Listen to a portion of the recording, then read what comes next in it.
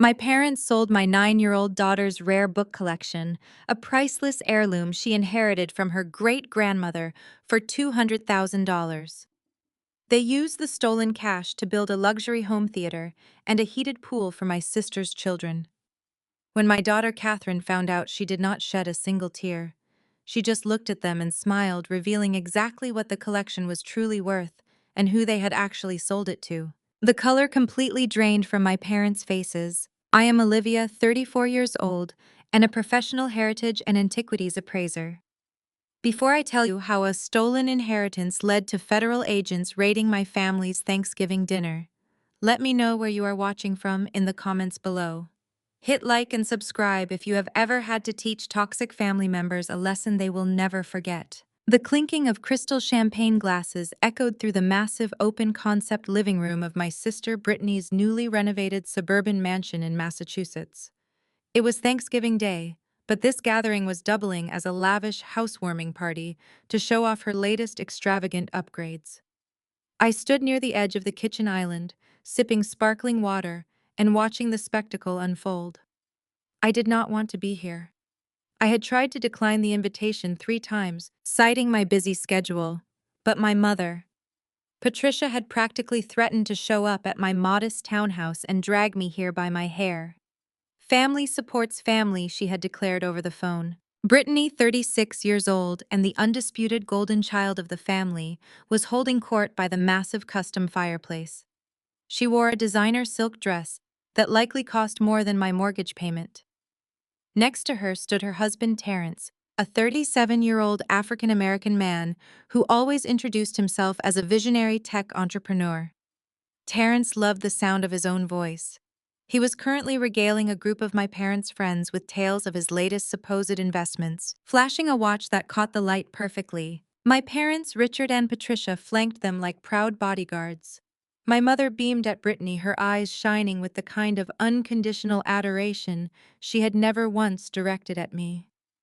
"Attention, everyone," my father, Richard, boomed, raising his glass high. He waited until the chatter died down and all eyes turned to him. "I want to propose a toast to Brittany and Terrence. What you two have built here is nothing short of extraordinary. This new $200,000 home theater and that magnificent heated pool out back are testaments to your hard work and brilliant financial planning.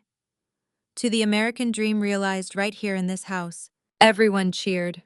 Terrence smiled smugly, wrapping an arm around Brittany's waist. He looked directly at me across the room, his expression practically screaming for me to acknowledge his superiority. I offered a polite, tight-lipped smile and took another sip of my water. I knew for a fact that Terrence's tech ventures were smoke and mirrors, but in this family, appearance was the only currency that mattered. My mother noticed my silence and decided it was the perfect time to make an example out of me. She glided over to where I was standing, her perfume arriving a second before she did. "Olivia, darling," she said loudly enough for the nearest guest to hear. "You really should take notes from your sister. Look at what they have accomplished. Meanwhile, you are still living in that tiny townhouse surrounded by old, dusty junk. When are you going to get a real job and stop playing with old books and broken plates?" I took a deep breath, pushing down the familiar surge of frustration. "I am an appraiser for historical artifacts and heritage estates, Mom. It is a highly specialized field and I do quite well for myself." She waved her manicured hand dismissively. "Highly specialized is just a fancy term for underpaid, Olivia. Terrence made more on his last app launch than you will make in a decade. You know, Terrence was just saying he might be able to find an entry-level administrative position for you at his firm. It would be a step up, get you out of those dusty archives." I tightened my grip on my glass. "No, thank you," I replied evenly. "I am perfectly happy with my career." "You were always so stubborn," my mother added, her eyes narrowing. "Just like when you refused to let us manage your college savings. Look how that turned out. You had to take out student loans while Brittany graduated debt-free." She conveniently left out the part where she and my father had secretly drained my college fund to pay off Brittany's massive credit card debt, leaving me to fend for myself at 18. I had never forgiven them for that theft, yet here she was rewriting history in front of her country club friends to make me look like the financial failure. Brittany chimed in from across the island. her voice carrying that sweet, condescending tone she had perfected since we were teenagers. "Mom is just trying to help Olivia. You know we worry about you. It must be so hard raising Katherine on a single income in such a cramped space." The kids were just asking why Katherine does not have a pool at her house. I had to tell them that not everyone is as blessed as we are. I looked at my 9-year-old daughter, Katherine. She was sitting quietly in a corner armchair, reading a hardcover historical biography. She was brilliant way beyond her years and had inherited my absolute passion for history. She did not care about heated pools or private home theaters. She cared about stories, about the weight of the past, about the things that truly held value. I had spent years teaching her how to identify historical significance, and she absorbed it all like a sponge. "We are very blessed," I said, keeping my voice steady. "Katherine has everything she needs, and we value different things." Terrence chuckled, a deep, booming sound that drew more eyes to our uncomfortable family dynamic. "Values do not pay the bills, Olivia. Liquid assets do. You hold on to things that belong in a landfill because you are afraid to take real risks. That is why you are standing here drinking tap water while we pour vintage champagne. It is basic economics." I stared at him, biting my tongue to keep the peace. If only they knew how much real wealth was quietly sitting in my supposedly cramped townhouse. If only they knew the actual value of the heritage pieces my great-grandmother had entrusted to Katherine. As Terrence launched into another unsolicited lecture about liquidating assets and aggressive investments, Katherine closed her book. She looked bored by the loud, bragging adults. "Mom," she called out softly, stepping around the kitchen island. "Can I go upstairs and read in the cousins' playroom? It is too loud down here." "Of course, sweetheart," I said, relieved to have an excuse to turn away from Terrence. "Go ahead. I will come get you when it is time for dinner." Katherine nodded and made her way up the grand, sweeping staircase. I watched her go, completely unaware that in just a few minutes, she was going to stumble upon a discovery that would tear this entire house of cards to the ground. She was about to find something that would expose every lie my family had built their golden reputation on, and it would trigger a chain reaction that none of them could possibly survive. The music from the living room faded into a dull, thumping bass as Katherine climbed the sweeping, custom-built staircase. The second floor of Brittany and Terrence's home was a labyrinth designed purely for showing off wealth. Vaulted ceilings imported Turkish rugs, and massive staged portraits of their perfectly styled family lined the expansive hallways. Katherine ignored all of it. She clutched her biography of Catherine the Great tightly against her chest, seeking only a quiet corner away from the overwhelming noise of the housewarming party. She pushed open the heavy oak door to what Brittany loudly referred to as the children's reading and study room. It was a laughable title for the space. The room contained exactly 0 actual printed books. Instead, it was filled with expensive oversized beanbag chairs, 3 massive flat-screen televisions mounted side by side, and a messy charging station tangled with cords for various tablets and virtual reality gaming consoles. Katherine let out a small sigh, walking toward a sleek modern glass desk in the far corner, hoping to find a comfortable spot to sit and read. That is when a worn brown leather notebook caught her sharp eyes. It looked completely out of place among the pristine, unused modern aesthetic of the room.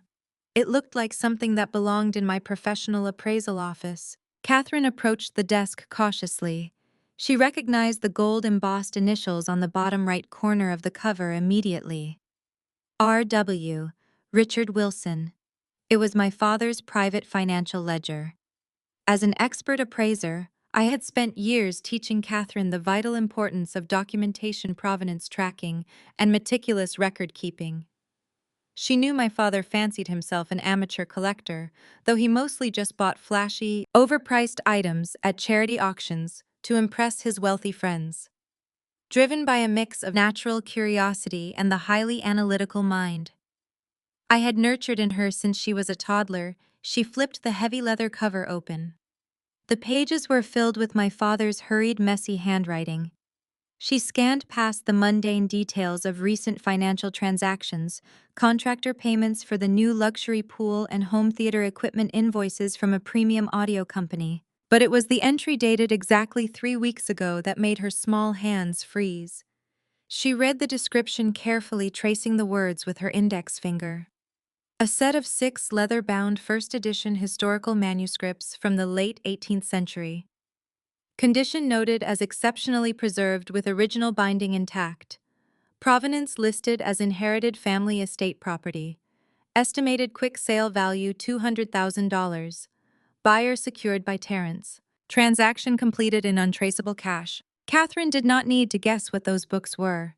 She knew exactly what they were down to the specific wear marks on the spines. They were her books. The very same priceless collection my great-grandmother had left exclusively to Katherine in her legally binding will. They were supposed to be safely locked inside a vintage cedar trunk, wrapped in archival quality protective sleeves, in Katherine's bedroom at our townhouse. My parents had treated her inheritance like a cheap garage sale commodity. A normal 9-year-old child might have thrown a massive tantrum right then and there.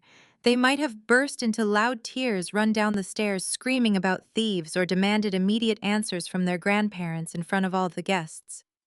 But Katherine was not a normal 9-year-old. She was my daughter. She had watched me negotiate with cutthroat auctioneers, navigate treacherous estate liquidations, and handle high-stakes historical artifacts for years. She knew that raw emotions clouded judgment, and that documented information was the ultimate leverage. Katherine did not shed a single tear. Her face remained perfectly composed, a mask of chilly calm. She pulled a small yellow pencil from her cardigan pocket, jotted down the exact date, the buyer's alias listed in the margin, and the transaction amount on a scrap of paper. She folded the scrap tightly and slipped it inside her shoe. She carefully closed the ledger, placing it back on the glass desk at the exact angle she had found it. Then she picked up her biography, turned around, and walked calmly out of the room. Downstairs, the party was reaching a fever pitch of obnoxious celebration. Terrence was currently demonstrating the acoustic range of his new home theater sound system to a captive audience of my parents' friends, bragging about the clarity of the bass. My mother was standing by the champagne tower, laughing loudly at a joke someone had made about poor people. I was still standing near the kitchen island, checking the time on my phone and calculating how soon we could politely escape this toxic environment. I felt a light tug on my sleeve. I looked down to see Katherine standing close beside me. Her expression was completely unreadable, a mask of pure, eerie calm that immediately put my maternal instincts on high alert. I bent down to her level, setting my glass on the marble counter. "Are you all right, sweetie?" I asked, keeping my voice extremely low so the surrounding guests would not overhear us. Katherine leaned in close, her mouth right next to my ear. "Mom," she whispered softly, her tone completely steady. Grandpa Richard left his private ledger on the desk upstairs. He and Grandma sold my 18th century book collection. Uncle Terrence found the buyer for them. They sold it for $200,000 in cash. That is exactly how they paid for the new pool and the theater room. The words hit me like a physical, crushing blow to the chest. The ambient noise of the party suddenly muted, replaced by a sharp, high-pitched ringing in my ears. I stared at my 9-year-old daughter. Her dark eyes held absolute, unwavering certainty. She slipped the scrap of paper from her shoe and pressed it firmly into my palm. I unfolded it, reading the meticulously copied details. The dates matched perfectly. 3 weeks ago, I had traveled to London for an intensive international antiquities conference. Because Katherine was staying with her father for that week, I had asked my parents to check on my townhouse and feed my cat.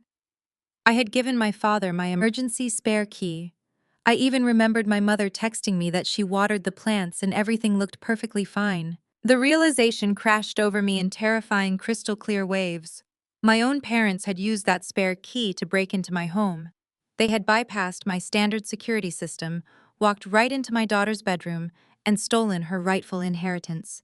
They had packed up priceless historical artifacts, handed them over to Terrence, and liquidated them for quick, untraceable cash to fund Brittany's lavish lifestyle renovations. They had literally robbed their own grandchild to build a swimming pool for the golden child. I stood up slowly, my spine locking into rigid, icy alignment.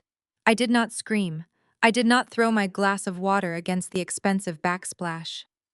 The cold, highly analytical part of my brain took over entirely, shutting down the raw, bleeding agony of the betrayal. I looked across the room at my mother, who was currently raising her glass to toast her perfect, successful family. I looked at my father, who was slapping Terrence on the back, loudly praising his business acumen and provider mindset. They thought they had gotten away with the perfect crime. They thought I was just a naive, underpaid appraiser who would never notice the theft or who would be too intimidated to fight back against the unified family front.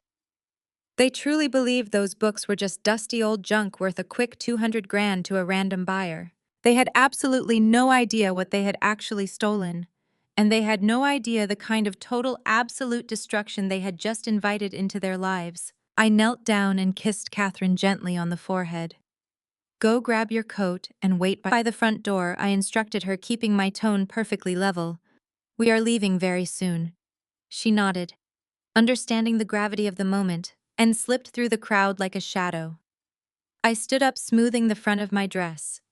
The anger inside me was not a fiery explosion but a cold, calculated glacier. I scanned the living room and spotted my parents making their way toward the massive marble island in the kitchen to refill their champagne flutes. They were isolated from the main group of guests, currently captivated by Terrence and his endless boasting. I walked purposefully across the hardwood floor, my heels clicking in a sharp rhythm that cut through the background music. I intercepted them just as my father reached for a fresh bottle. "Mom, Dad, we need to talk right now." My voice was quiet but carried an unmistakable edge of authority. My mother sighed dramatically, rolling her eyes as she turned to face me. "Olivia, please do not start any of your typical drama today. This is a celebration for your sister. You should be happy for her instead of sulking in the corner all afternoon." I stepped closer, trapping them against the counter. "I am not sulking," I replied, my gaze locked onto my father. "I am just trying to understand how my emergency spare key ended up being used to facilitate a burglary." My father froze, the champagne bottle hovering in the air. His eyes darted nervously toward my mother. Patricia let out a short, dismissive laugh. "What on earth are you talking about? You are making absolutely no sense," she said. I leaned forward, resting my hands flat on the cold marble island. 3 weeks ago, I went to London for an antiquities conference. I asked you to feed the cat. Instead, you used my key to walk into Catherine's bedroom, open her vintage cedar trunk, and remove her collection of 18th century historical manuscripts, the ones great-grandmother specifically bequeathed to her. My father finally set the bottle down with a loud thud. "Listen here, young lady." He started puffing out his chest. But Patricia simply waved him off. She looked me dead in the eye and gave a shameless shrug. "Oh, for heaven's sake, Olivia," she said. "You are acting like we stole something valuable. They were just some dusty old books sitting in a locked box doing absolutely nothing. A 9-year-old girl does not need a pile of rotting paper. What she needs is to spend more time outside playing with other children, not acting like a miniature librarian." I stared at her, genuinely astounded by the sheer audacity of her logic. "You broke into my home and stole your granddaughter's inheritance." I stated the facts, plainly refusing to let her twist the narrative. "That is grand larceny." My mother scoffed, waving her hand as if swatting away a fly. "Stop using aggressive legal terms. We stole nothing. We repurposed family assets for the greater good. Brittany's children were begging for a proper entertainment space. They are growing up fast, and they need a place to host their friends safely. Your sister just needed a financial boost to finish the pool and theater. It is a win for the whole family." "A win for the whole family," I repeated, the bitterness coating my tongue. "You sold my daughter's legacy so Brittany could have a luxury swimming pool." My father crossed his arms, stepping up to defend his wife. "It was the practical thing to do, Olivia. Terrence has connections in the tech and investment world. He found a private buyer willing to pay $200,000 in cash for those books. That is more than you make in 3 years at your little appraisal job. We turned useless clutter into tangible real estate value." The sheer arrogance radiating from them was suffocating. They firmly believed that everything I owned, everything my daughter owned, was essentially theirs to distribute. In their twisted hierarchy, Brittany's desire for a home theater trumped Catherine's legal right to her inheritance. "And you did not think to ask me?" I asked, testing the absolute limits of their delusion. "You did not think Katherine deserved a say in selling her own property?" Patricia laughed again. "Ask you? If we asked you, you would have just said no out of spite. You have always been jealous of Brittany. You have always tried to hold her back. We did what we had to do to maintain peace and ensure our grandchildren have a proper home to enjoy. Besides, Terrence handled the transaction brilliantly. He negotiated the $200,000 and took care of all the heavy lifting. You should be thanking him for getting such a great price for that junk. I looked at their smug faces, realizing they felt absolutely no remorse. There was no guilt, no shame, only the irritating belief that I was overreacting to a minor inconvenience. They had violated my home, breached my trust, and stolen from my child, all to appease the golden child of the family. Terrence walked into the kitchen at that exact moment, grabbing a beer from the refrigerator. He caught the tail end of the conversation and flashed a wide, arrogant grin. "Everything good here?" he asked, popping the cap off the bottle. "Just explaining the realities of adult finances to your sister," my father said proudly. I did not scream. I did not flip the tray of hors d'oeuvres. I just stared at the three of them, memorizing the profound look of superiority on their faces. $200,000. They thought they had struck gold. They thought they had outsmarted me. I turned on my heel and walked away, heading straight for the front door where Katherine was waiting. Let them enjoy their toast. The real reckoning was just beginning. I had taken barely 5 steps toward the grand foyer when my father's heavy footsteps echoed against the hardwood floor right behind me. "Do not walk away when I am speaking to you, Olivia," Richard barked. The sheer volume of his voice caused several guests near the entryway to pause their conversations and stare in our direction. I stopped in my tracks. I did not want to make a public scene, but I was also entirely done running away from their blatant disrespect. I turned around slowly. My mother had hurried after him, her face flushed with a mixture of embarrassment and rising anger at the prospect of a social disruption. "You are actually leaving," Patricia hissed, keeping her voice in a strained, frantic whisper so her country club friends would not hear.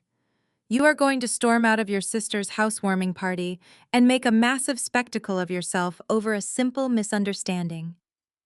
I looked at her, then at my father. "I am leaving a crime scene," I stated flatly. "Oh, stop being so theatrical!" my father growled, stepping closer until his large frame towered over me in an attempt at physical intimidation. "You always do this. You take a perfectly reasonable family decision and twist it into some grand, unforgivable tragedy. We are a family. We share our resources.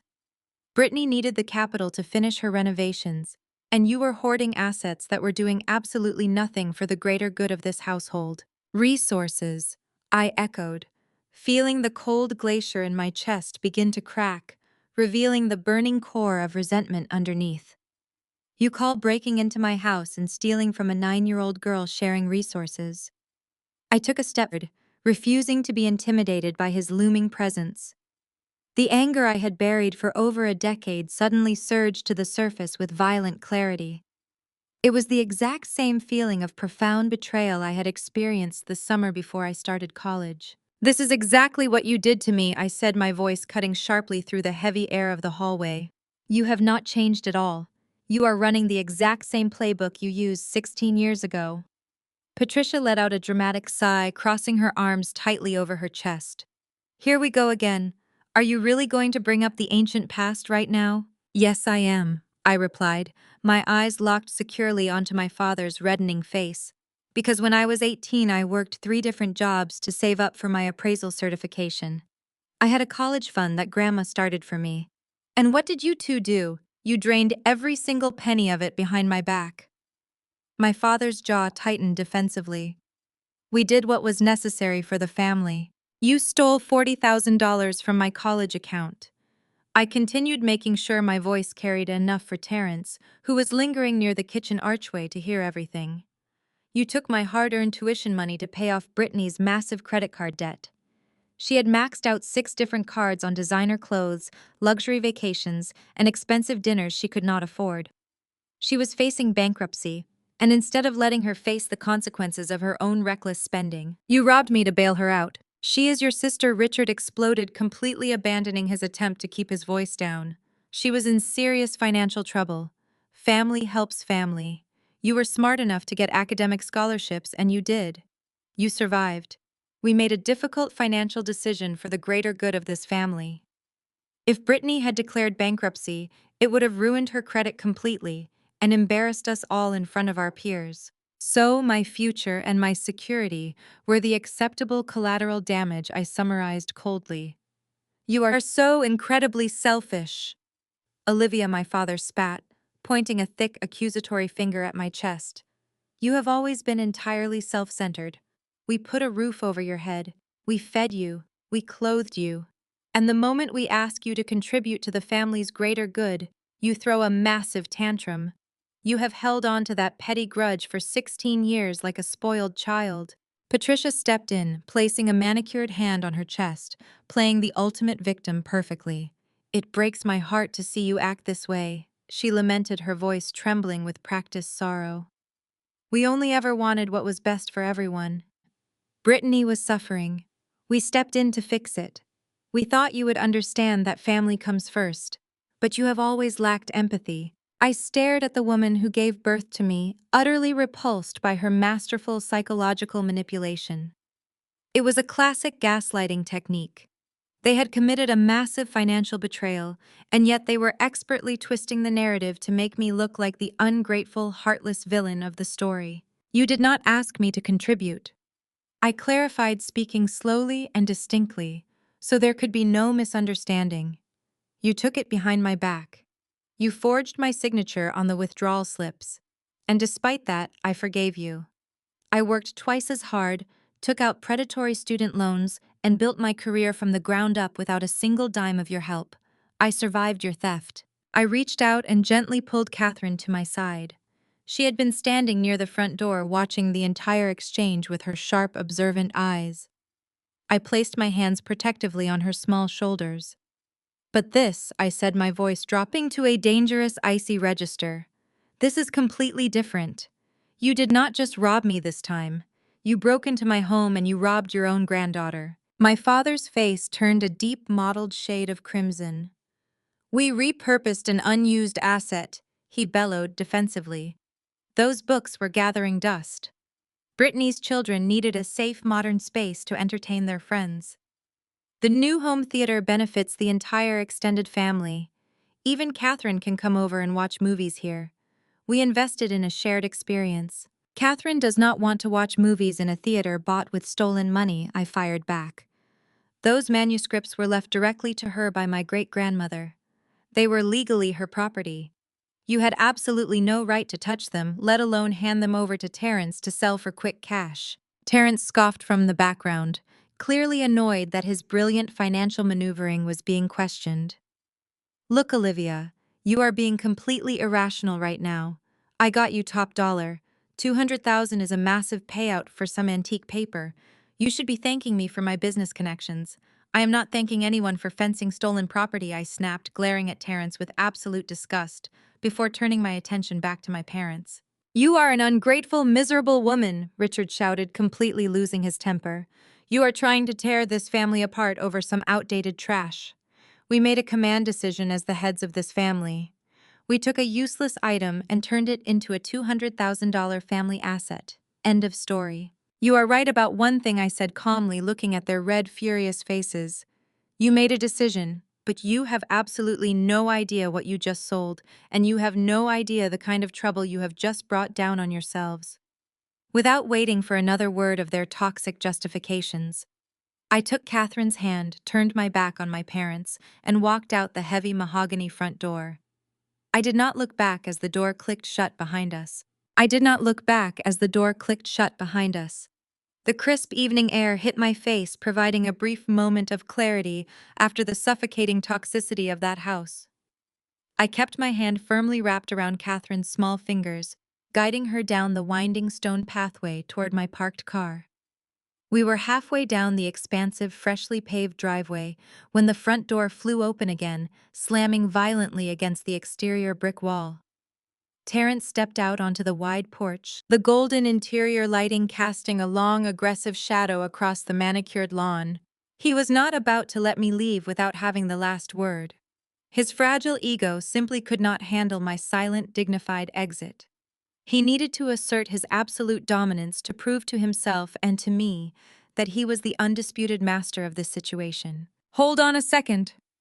Olivia Terrence called out, his loud voice, echoing through the quiet, affluent neighborhood. "You are not going to just storm off and play the victim here." I stopped walking. I unlocked the car with my key fob and gently ushered Katherine into the back seat. I made sure her door was securely closed before turning to face him. Terrence descended the porch steps with a slow, deliberate swagger. He held his craft beer in one hand and casually adjusted his oversized gold watch with the other, making sure the porch lights caught the reflective surface of the dial. He stopped a few feet away from me, puffing out his chest and flashing that signature, arrogant smirk. "You need a serious lesson in basic economics." He began adopting the condescending tone of a wealthy mentor, schooling a naive subordinate. "You are reacting with pure emotion because you do not understand how real wealth is generated. I did you a massive favor today, Olivia. You should be thanking me instead of throwing a tantrum." I remained completely silent, my expression an unreadable mask of ice. My silence only encouraged him to talk more. "You see, you are obsessed with holding on to dead assets." Terrence lectured, pacing slowly in front of me as if he were delivering a keynote speech at a major tech conference. Those old books were doing absolutely nothing for anyone. They were rotting away in a locked box, generating zero yield. In the modern business world, we call that a massive missed opportunity cost. I took a stagnant, useless asset and executed a highly synergistic liquidation. I converted your dusty clutter into $200,000 of untraceable liquid capital. Do you have any idea how hard it is to move niche items like that for straight cash without drawing unwanted attention? I leveraged my high-level connections to secure that deal. I took charge when your parents asked for help because I know how to navigate complex financial transactions. He took a sip of his beer, looking at my modest, practical sedan with thinly veiled disgust. "This is exactly why you are still struggling to make ends meet," he continued, his voice dripping with unbearable condescension. "You completely lack vision. You lack an aggressive entrepreneurial mindset. You think your little job playing with old paper and broken plates is a real career path. It is a glorified hobby, Olivia. You do not understand the global market.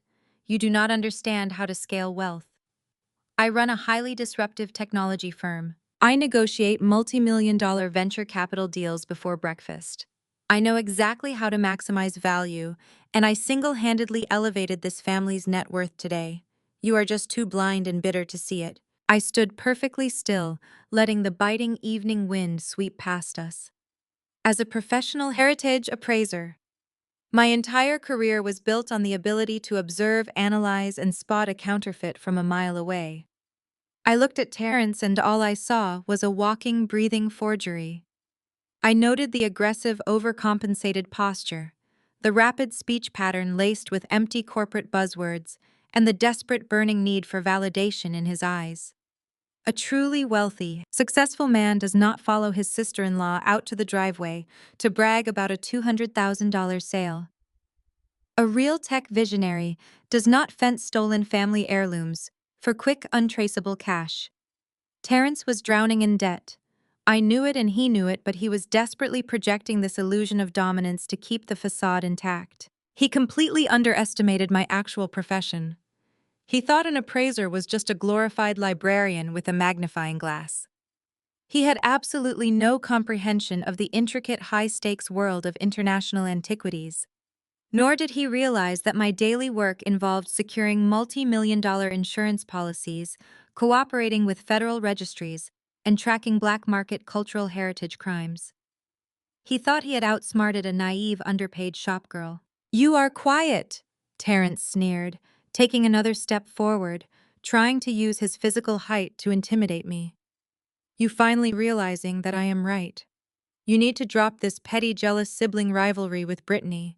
She is building a beautiful life for her children, and I am providing for them at a level you could never comprehend." I handled the dirty work.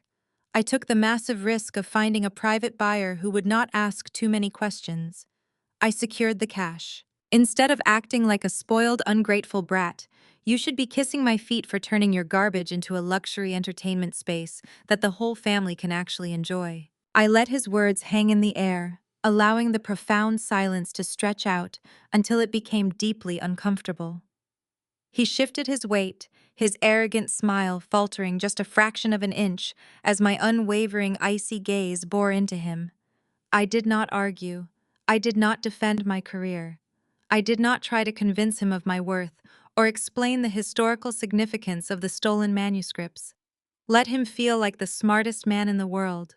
Let him bask in his fake glory for just a few moments longer. Are you quite finished with your financial seminar, Terence? I asked softly, my voice completely devoid of any emotion. He scoffed, shaking his head. You are impossible. Have a safe drive back to your tiny house, Olivia. I did not respond. I simply reached into my structured leather handbag and pulled out my smartphone. I took a deep, steadying breath, feeling my pulse slow down to a calm, calculating rhythm. The time for talking and arguing with these toxic, delusional people was officially over.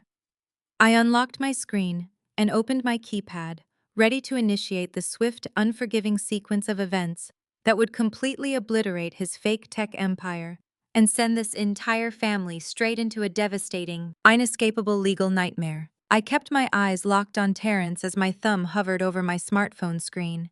His arrogant smirk faltered for a fraction of a second, unsure of what my silence meant. I did not owe him another word or explanation.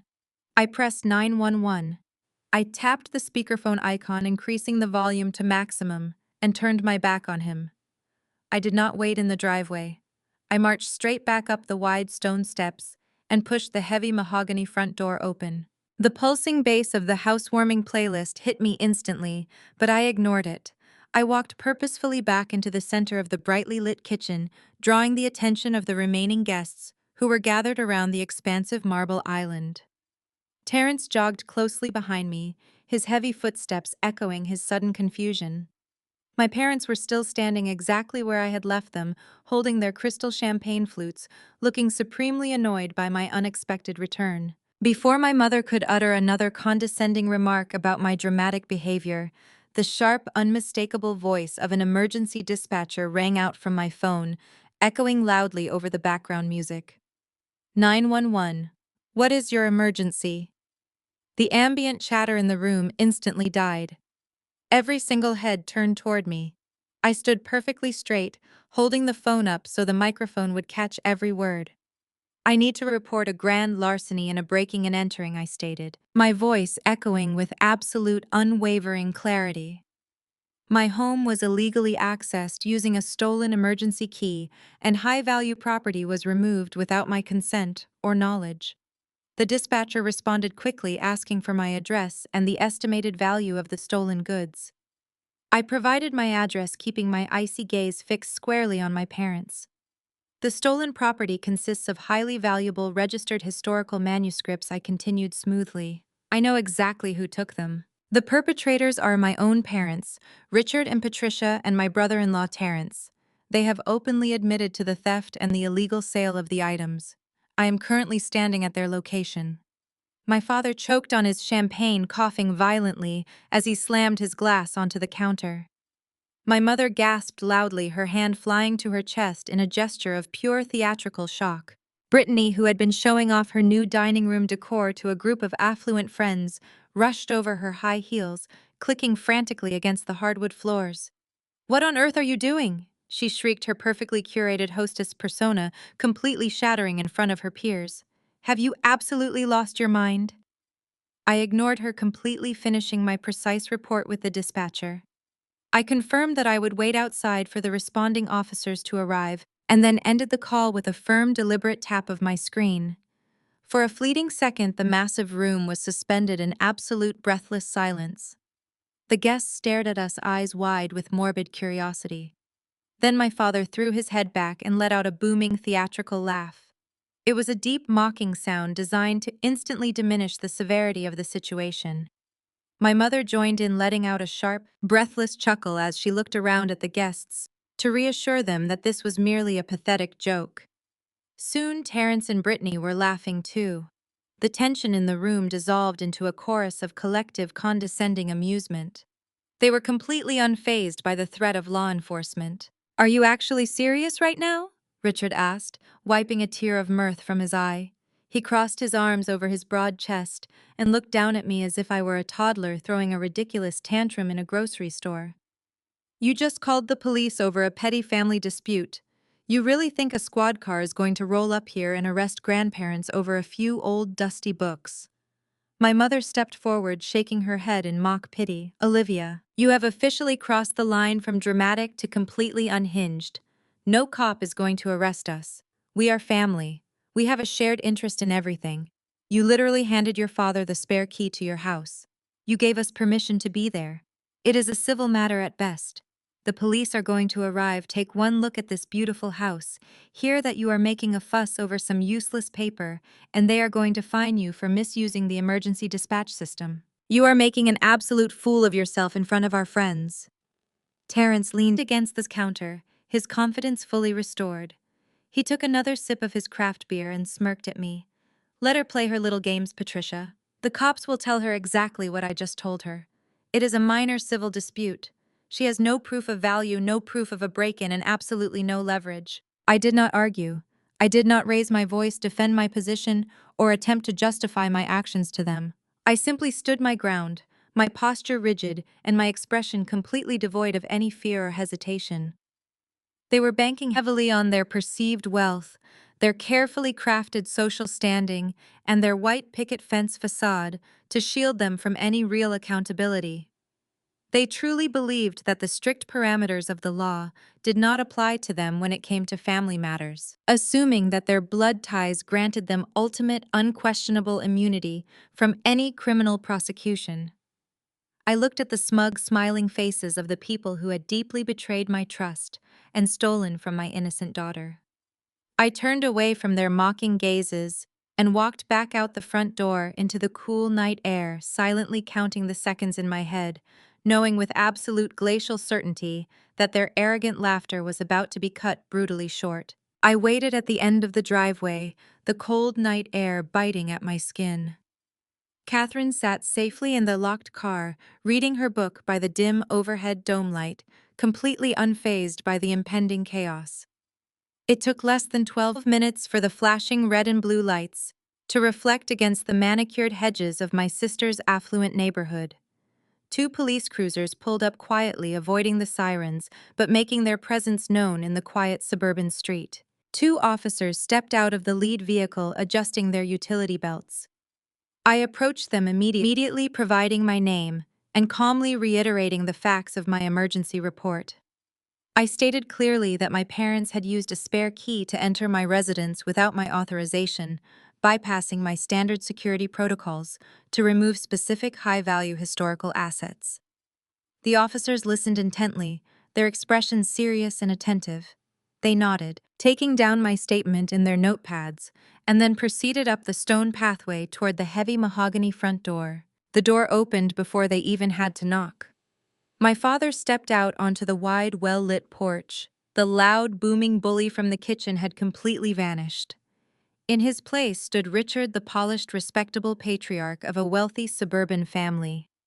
He wore a calm, welcoming smile, extending his hand to the officers, with the practiced ease of a man used to golfing with politicians, bank managers, and judges. My mother stood just behind his shoulder, arranging her face into a perfect portrait of mild maternal concern. Terrence lingered in the background, casually leaning against the doorframe with his arms crossed, watching the scene unfold with supreme confidence. "Good evening, officers," my father said, his voice smooth and incredibly polite. "I apologize for bringing you out here on a holiday weekend. I am afraid my daughter has let her emotions get the better of her during a simple family disagreement.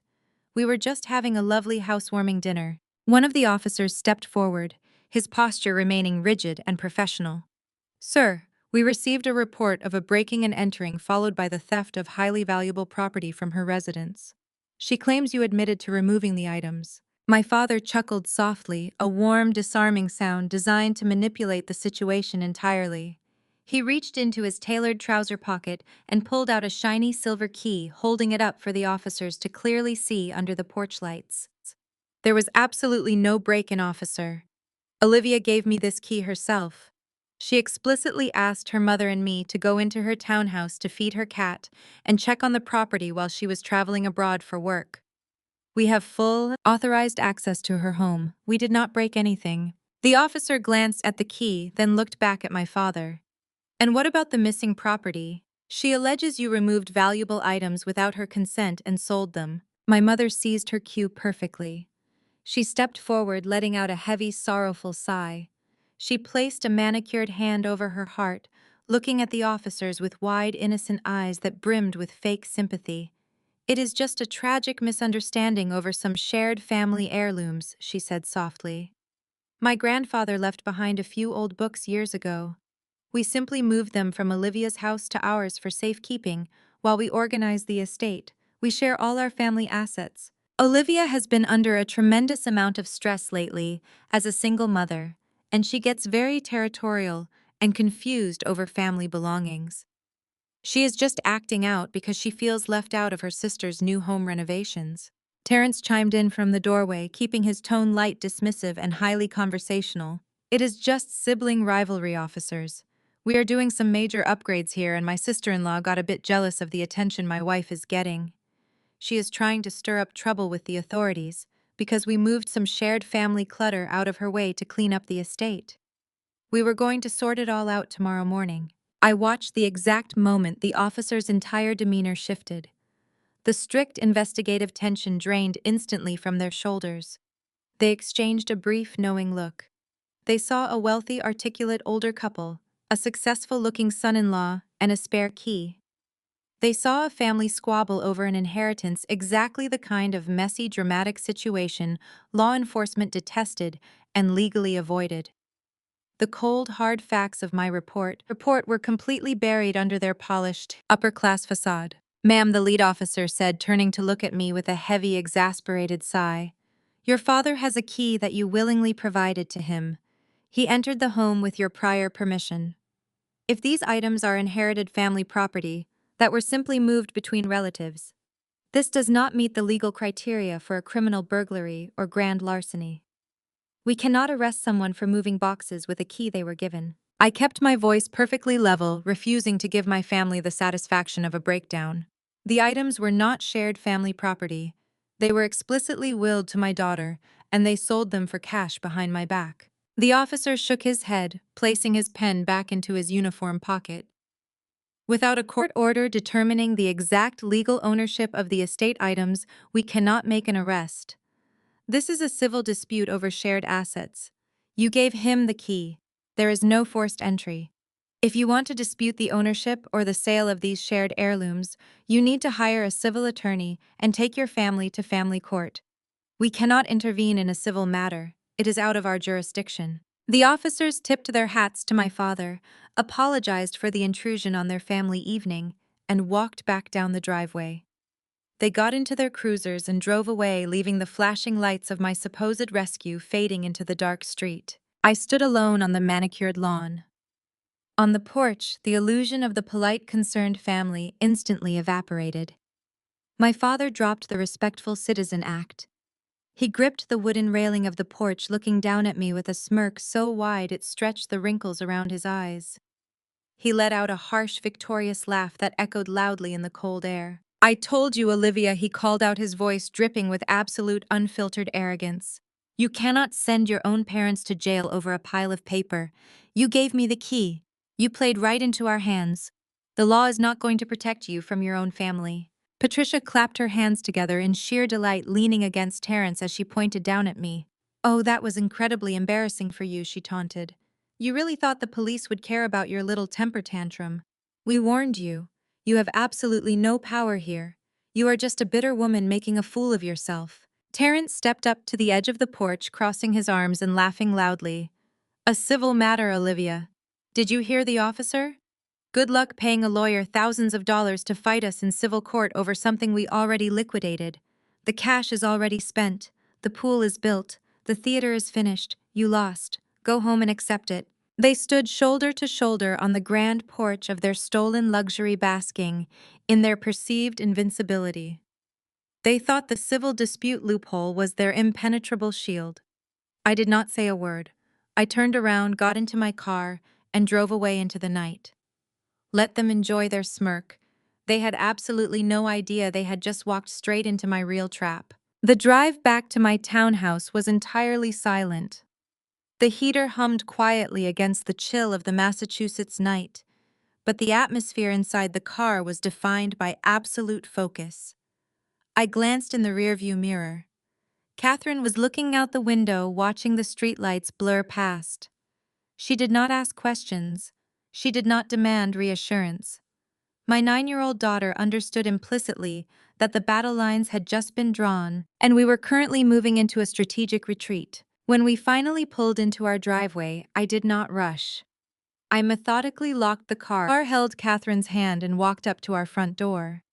I used my primary key to enter, immediately disabling the alarm system that my parents had completely bypassed earlier this month. The moment we stepped inside, the violation of our sanctuary hung heavy in the air.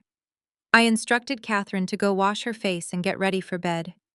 I needed to see the physical evidence of their crime for myself. I walked down the hallway and pushed open the door to Catherine's bedroom. I went straight to the corner where the vintage cedar trunk usually rested under a protective linen cover. The cover had been tossed carelessly onto the floor. The heavy brass lock had been popped open. Inside, the custom archival sleeves that had housed those priceless 18th century manuscripts were completely empty. They had not even bothered to make it look like an accident. They had simply taken what they wanted and left the empty husks behind like trash. I ran my fingers over the empty velvet lining of the trunk. I did not shed a single tear. Crying was a useless biological response meant to solicit comfort, and I did not need comfort. I needed absolute unmitigated ruin for the people who did this. My smartphone vibrated sharply in my pocket, breaking the silence of the empty room. Then it vibrated again. And again. A rapid, incessant buzzing sequence that signaled a digital onslaught. I pulled the device out and looked at the glowing screen. The notifications were pouring in from various social media platforms, a cascading waterfall of tags, direct messages, and group chat alerts. Brittany had wasted absolutely no time. I unlocked the screen and opened the primary application. Right at the top of my feed was a massive, carefully curated post from my sister. She had uploaded a high-resolution photo of herself, standing in front of her new luxury pool, holding a glass of wine, leaning against Terence with a perfectly rehearsed expression of bravely fighting through sorrow. The caption was a masterclass in psychological manipulation and victim playing. It read, "I am just so heartbroken tonight. Terence and I worked incredibly hard to build a beautiful home to host our family for the holidays. But sadly, some people just cannot handle seeing others succeed. Having an unstable, jealous sister trying to ruin a family holiday with baseless accusations and unhinged drama is something I never thought I would have to endure. We even offered her a job today to help her out of her financial rut, but she chose to scream and stomp out instead. Please keep our family in prayers. Mental health struggles are real, and dealing with toxic, bitter relatives is exhausting. At least I have a real man who protects our peace." I read the words twice, absorbing the sheer breathtaking audacity of her narrative. She had preemptively struck framing my legitimate police call as a psychotic breakdown brought on by jealousy. By framing herself as the charitable, successful sister dealing with a mentally unstable sibling, she effectively inoculated herself against any rumors that might leak out about the police showing up at her house. The comments section was already a toxic wasteland of extended family members rushing to kiss Brittany's ring. My phone screen lit up with their replies. Aunt Diane wrote, "Stay strong, Brittany. We all know how difficult she has been since childhood. You have a beautiful life, do not let her drag you down into her misery." Cousin David chimed in, "So sorry you had to deal with that on your special night. Some people just refuse to grow up and take responsibility for their own failures." Uncle Paul added, "Your parents must be devastated. They have done so much for her, sending prayers to you and Terence." The digital mob was in full swing. Extended relatives who had not spoken to me in years were suddenly experts on my mental state and my financial situation. They were feeding off Brittany's perfectly constructed lie, isolating me, turning me into the ultimate family pariah. My mother and father were right there in the comments as well, liking every single supportive response, solidifying their unified front against the black sheep of the family. A normal person might have cracked under the weight of that coordinated public humiliation. They might have frantically typed out a massive paragraph defending themselves. They might have posted angry rebuttals desperately trying to explain the truth about the stolen books. The fake police call the sheer illegality of what had just transpired. They might have begged their aunts and uncles to listen to their side of the story. I did absolutely none of that. I stood in the center of my daughter's violated bedroom, reading the vicious comments, and felt absolutely nothing but a cold metallic calm. Posting a rebuttal would mean engaging with their delusion. It would mean stepping into the mud and playing their petty social media game. They wanted me to scream. They wanted me to post an erratic, angry response so they could point to it and say, "Look, see how crazy she is. We told you she was unstable." I refused to give them the ammunition. I refused to shed a single tear over the opinions of people who blindly followed a golden child's false narrative. Instead, I pressed my thumb against the screen and systematically muted every single family group chat. I turned off my social media notifications. I did not block them because I needed to keep the lines of communication open for the evidence I was about to collect, but I completely silenced their ability to disrupt my peace. Let Brittany have her little digital victory. Let my parents bask in the sympathetic comments from the country club crowd.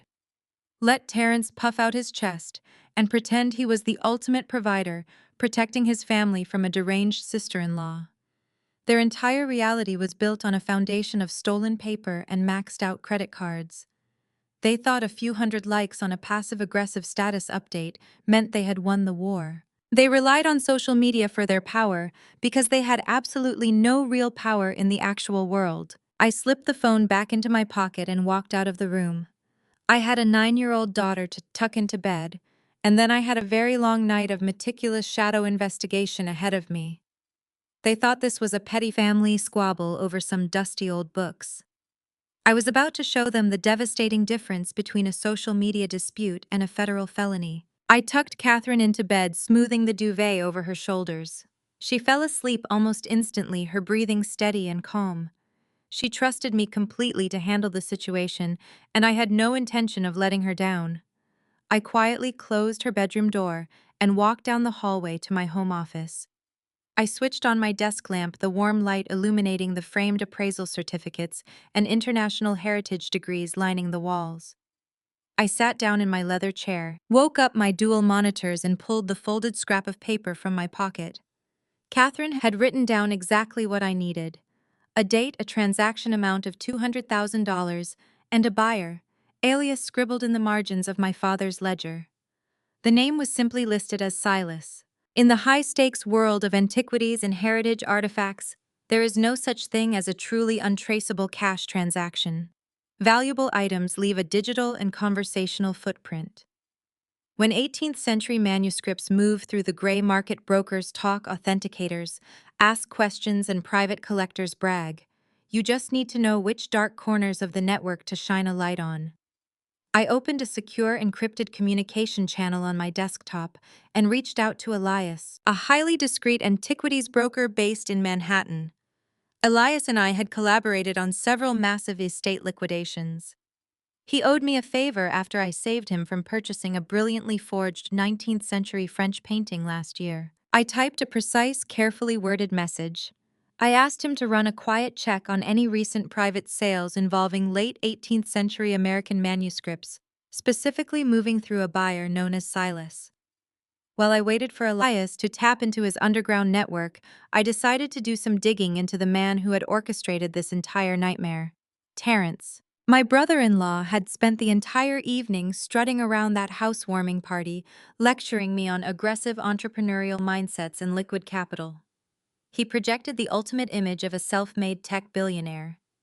I opened a separate browser window and accessed premium financial databases and public record registries that I regularly use to verify the backgrounds of estate executors. I typed in Terrence's full legal name and the primary LLC he constantly boasted about at family dinners. The results loaded in seconds, and what I saw made me let out a sharp, humorless laugh.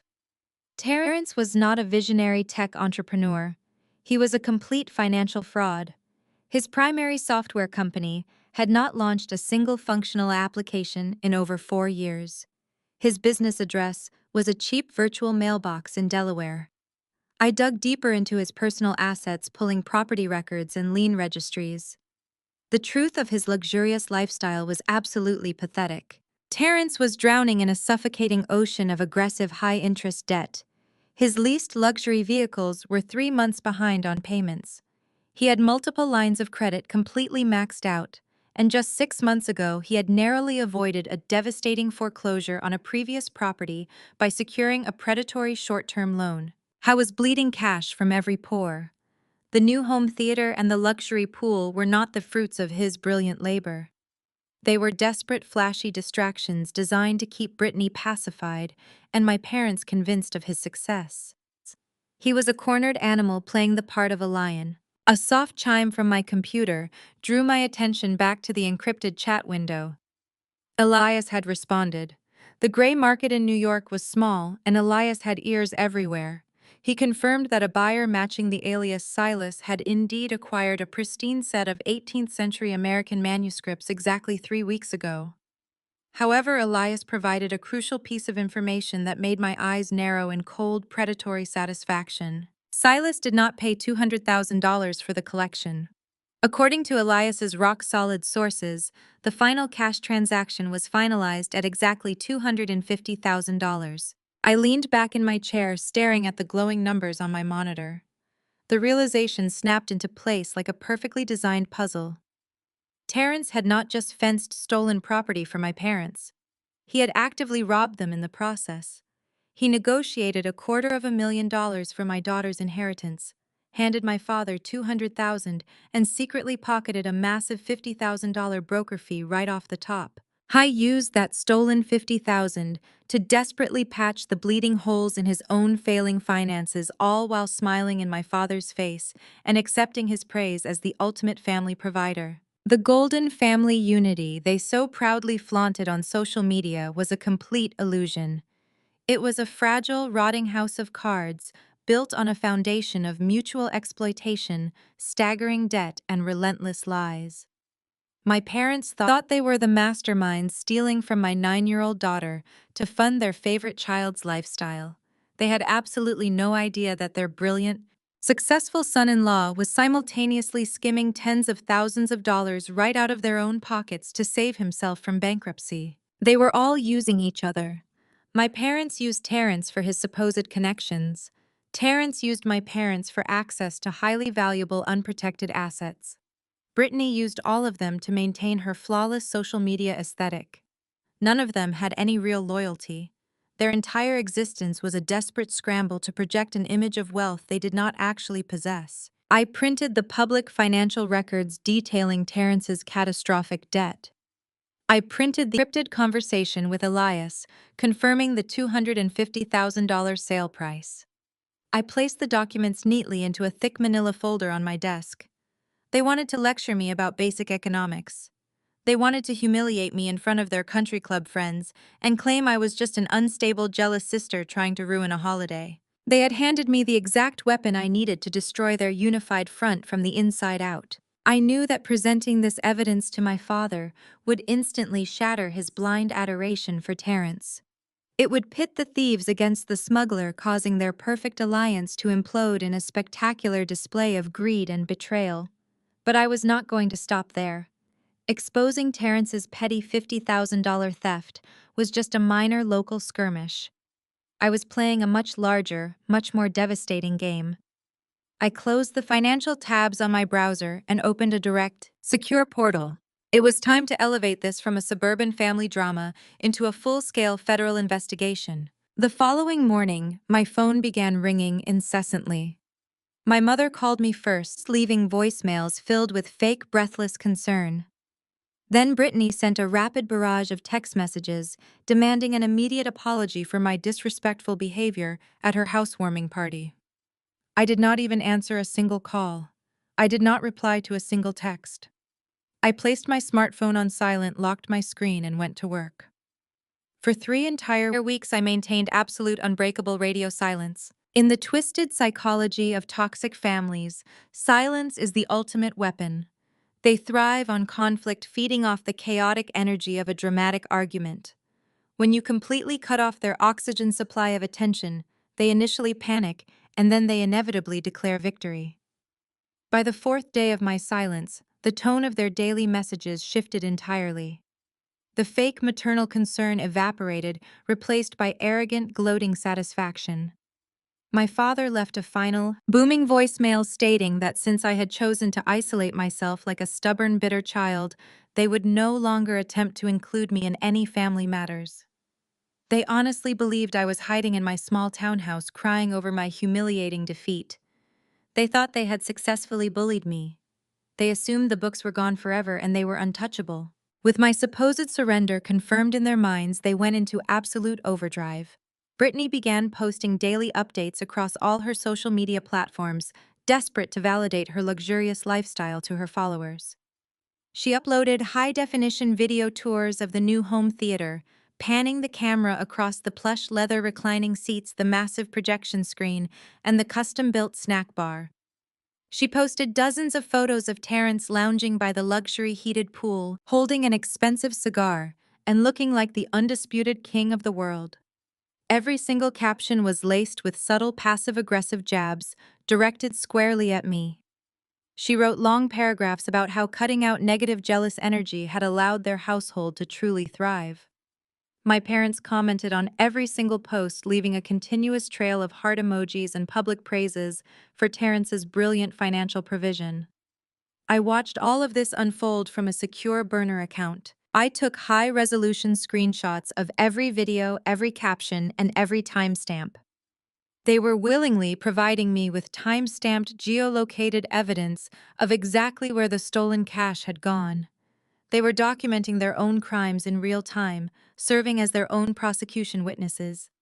Every single boastful post was another nail in their collective coffin. While they were very busy taking poolside selfies and bragging to their country club friends, I was meticulously building an impenetrable fortress of documentation. I went into my fireproof safe and pulled out the original notarized will executed by my great-grandmother. The document explicitly named Katherine as the sole undisputed beneficiary of the 18th century manuscripts. It completely bypassed my parents legally severing any claim of shared family assets or communal inheritance. Next, I reached out to my most trusted international authentication contacts. I requested certified notarized copies of the original appraisal documents I had filed when Katherine first inherited the rare collection. These were not arbitrary amateur estimates. They were legally binding valuations stamped by industry leaders, complete with high-resolution macro photographs of the specific ink, fading the distinct binding wear, and the unique identifiable watermarks of the historical paper. I gathered all of the premium insurance policies I had continuously maintained on the collection over the years. Every single piece of paper proved beyond a shadow of a doubt that my parents had absolutely zero legal standing to touch those books. The civil dispute loophole they thought would save them was entirely non-existent and completely foolish. But the legal paperwork was only the foundation of the trap. The true mechanism of their destruction lay in the advanced tracking data. In my line of professional work, we do not simply put priceless national heritage items in a wooden box and hope for the best. Years ago, I had contracted a highly specialized security firm to embed microscopic tracking chips directly into the binding spine of each individual manuscript. These microchips were undetectable to the naked eye and completely imperceptible to a gray market amateur like Terrence. I logged into my secure tracking portal and watched the digital beacon pulse steadily on my monitor. The data showed exactly when the items had been moved from my townhouse. It mapped the exact route my father took to transport them to Brittany's house. And most importantly, it showed their current static location in a highly secured private vault in New York. I carefully and meticulously exported the entire geographic history, compiling a flawless digital map of the stolen property, illegally moving across state borderlines. Throughout these long 3 weeks, Katherine watched me work with quiet, analytical precision. She did not ask if we were going to get her books back. She completely knew the process. I compiled everything into a massive organized digital dossier. I had the financial records proving Terrence's crippling debt, the encrypted chat logs confirming the $250,000 black market sale price, the social media evidence tying the stolen funds directly to the home theater renovations, and the GPS tracking data proving interstate smuggling. The collection of evidence was absolutely flawless, leaving zero room for interpretation or legal maneuvering. My family was currently operating under the delusion that they were the smartest people in the room. They were enjoying their brand new pool and watching movies in their expensive theater, completely unaware of the digital guillotine suspended directly above their necks. The 3 weeks of radio silence had given them enough rope to hang themselves completely. The trap was fully set, primed, and loaded. All I needed now was the exact perfect moment to flawlessly execute the final devastating strike perfectly, ensuring they would never ever recover from the harsh consequences of their absolute betrayal. My family operated under the tragic assumption that wealth was defined purely by how quickly an asset could be liquidated to purchase a luxury swimming pool or a leather reclining chair. They lacked the fundamental intellectual capacity to comprehend true, irreplaceable historical significance. To my mother, an antique book was nothing more than a decaying stack of paper taking up unnecessary space in a modern home. To my brother-in-law, Terence, it was simply a gray market commodity to be flipped for a fast, untraceable commission. They never once bothered to open the heavy protective leather covers of Katherine's inheritance before handing them over to an underground broker. If they had bothered to look inside, if they had possessed even a fraction of the rigorous historical education I had carefully instilled in my 9-year-old daughter, their blood would have turned to absolute ice in their veins. The 6 volumes sitting inside that stolen vintage cedar trunk were not just antique novels. They were not obscure works of fiction or generic historical textbooks that could be found in a local antique shop. They were a complete, impeccably preserved set of first edition political and philosophical manuscripts printed in the late 18th century. But the printed text itself was only a minor fraction of their true staggering worth. The astronomical value of the collection lay hidden in the wide yellowed margins of the fragile pages. The manuscripts contained extensive original handwritten annotations, fierce political debates, crossed-out paragraphs and margin notes, inked by the actual founding fathers of the United States. My great-grandmother's ancestors had been deeply embedded in the elite political circles of early America. These specific books had been passed around a literal drawing room containing the very men who drafted the foundational blueprints of the nation. One volume held sharp, aggressive legal critiques, written in the distinct, flowing, authenticated script of Alexander Hamilton. Another contained lengthy philosophical reflections signed directly by Thomas Jefferson. George Washington himself had stamped his personal verifiable library seal on the inside cover of the primary volume. These were not just old books. They were a direct, tangible dialogue between the master architects of American history, frozen in ink for over 2 centuries. They were completely, absolutely irreplaceable. Because of their unparalleled historical magnitude, I had not simply insured them as standard personal property. 3 years ago, when I officially took over the sole legal management of Katherine's trust, I filed an extensive, highly secure petition with the federal government. I brought in top-tier historians from the Smithsonian Institution and contracted independent authentication experts from Washington. After a grueling 12-month verification process, the entire collection was officially inducted into the National Heritage Registry. This single action completely changed their legal classification. They ceased being mere private property and became legally recognized, protected cultural artifacts of the United States government. Stealing a television or a car is a local police matter. Stealing registered national heritage artifacts elevates the crime to an entirely different, incredibly severe judicial stratosphere. My parents and Terence had not just committed grand larceny against a minor. By removing those specific books from their registered climate-controlled location, without notifying the federal archives, they had triggered a massive federal violation.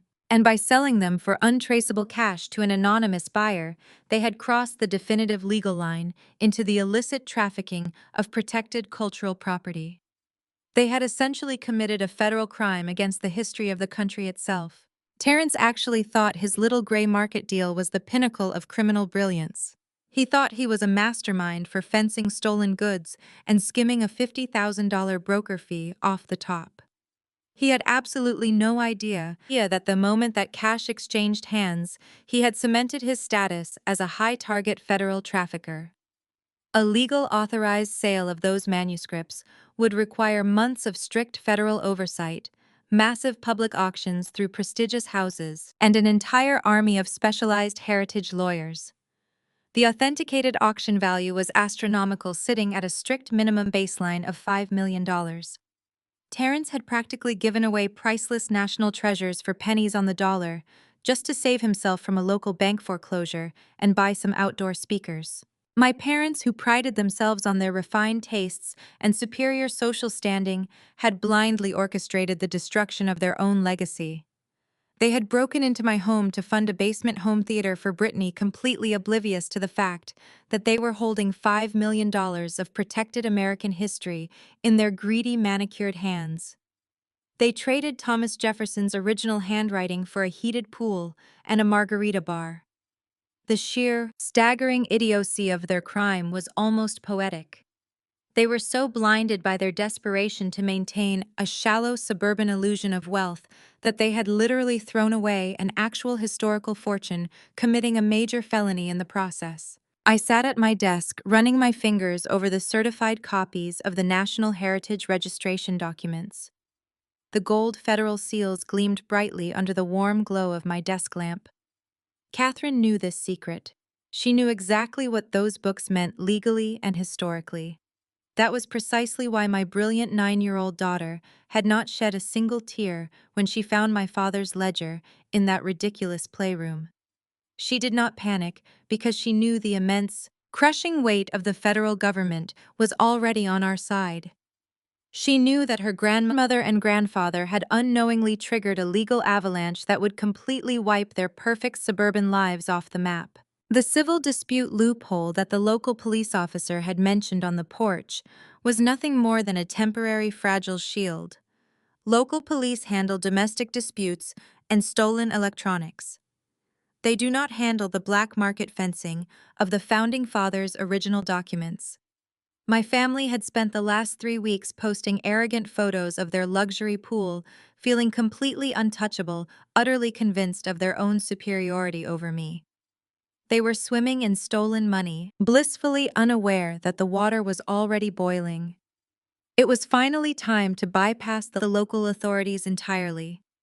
It was time to unleash the full devastating force of the federal government and watch my family's fake glittering empire burn to ash. I opened my secure tracking portal and maximized the geographic interface on my primary monitor. The pulsing digital beacon from Katherine's manuscripts had remained completely static for the past 3 weeks. I zoomed in on the high-resolution satellite map, shifting the view from the quiet, tree-lined suburbs of Massachusetts down the eastern seaboard. The red digital marker rested squarely in the heart of Manhattan. Terence had not just sold the collection to a local pawn shop or a regional antique dealer. He had transported the physical artifacts across state borders. That single geographic shift was the most critical, devastating mistake he could have possibly made. I typed the exact GPS coordinates into a specialized property registry database. The beacon was transmitting from a heavily fortified luxury penthouse on the Upper East Side. I cross-referenced the property records with the alias Silas that Elias had provided earlier. The name Silas was a well-known pseudonym in the underground antiquities market. It belonged to a notoriously wealthy and highly secretive private art collector in New York.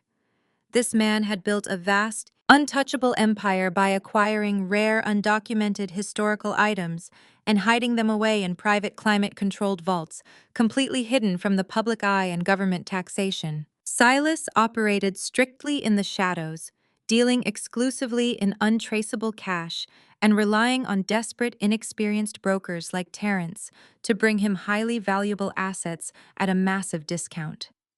Silas knew exactly what those manuscripts were worth. He knew they contained the original handwritten annotations of the Founding Fathers. That was precisely why he had eagerly handed Terence $250,000 in cash. It was the ultimate black market steal. a $5 million collection acquired for an absolute fraction of its true value. But Silas had made a fatal error. He assumed Terence had stolen the books from an uninformed grieving widow or a clueless suburban family who simply wanted quick money for home renovations. He assumed the artifacts were completely unregistered and unmonitored.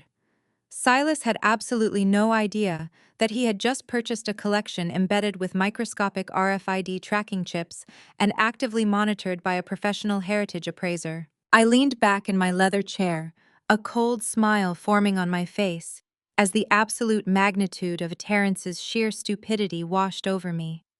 By physically transporting the stolen manuscripts from Massachusetts to New York, Terence had unwittingly escalated this entire situation from a simple local family theft into a massive multi-layered federal crime. Under the National Stolen Property Act, transporting stolen goods valued at over $5,000 across state lines is an immediate federal felony.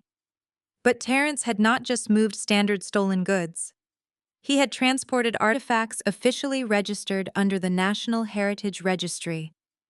He had engaged in the illicit interstate trafficking of protected American cultural property. The moment his luxury SUV crossed the state border into New York with those books in the trunk, he had effectively handed jurisdiction directly to the federal government. Terence thought he was a brilliant mastermind, executing a flawless, victimless transaction to fund a swimming pool and a home theater. He believed his superficial charm and aggressive corporate buzzwords made him untouchable. He was completely oblivious to the fact that federal law does not care about family dynamics, emergency spare keys, or my parents' desperate need to maintain their country club social status. The Federal Bureau of Investigation deals exclusively in hard, undeniable facts, and I had just compiled a flawless, indisputable trail of evidence against him. I brought up a fresh, encrypted document on my screen and began to meticulously chart out the timeline of the interstate crime. I mapped the exact day my parents used my spare key to illegally enter my townhouse. I documented the precise hour, the tracking beacon, registered movement away from my property. I traced the digital path straight down the interstate highway system, clearly showing Terence driving the stolen goods directly from the suburbs of Massachusetts into the heart of New York City. I matched the timestamp of his arrival at Silas's penthouse with the exact date my father's handwritten ledger recorded the $200,000 payout. The timeline was a perfect, inescapable loop of criminal activity. Terence had acted as the unlicensed broker for stolen federally protected cultural assets. My parents had acted as his willing accomplices, facilitating the initial burglary and happily accepting the laundered cash to fund Brittany's lavish lifestyle upgrades. They were all completely complicit in a major coordinated federal conspiracy. I pulled up the financial records showing Terence's crippling, suffocating debt. I highlighted the secret $50,000 commission he had pocketed before handing the remaining cash to my father. That secret commission was the absolute linchpin of my strategy.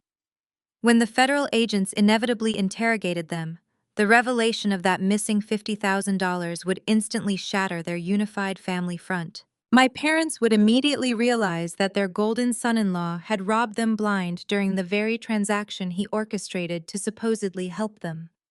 They would turn on each other like starved animals the moment the handcuffs clicked around their wrists. I printed the final pages of the GPS tracking data, organizing the entire dossier into a single comprehensive binder. Every page was a guaranteed prison sentence. Every document was a lock on their collective cage. They had spent my entire life minimizing my career, mocking my passions, and treating my daughter as an afterthought.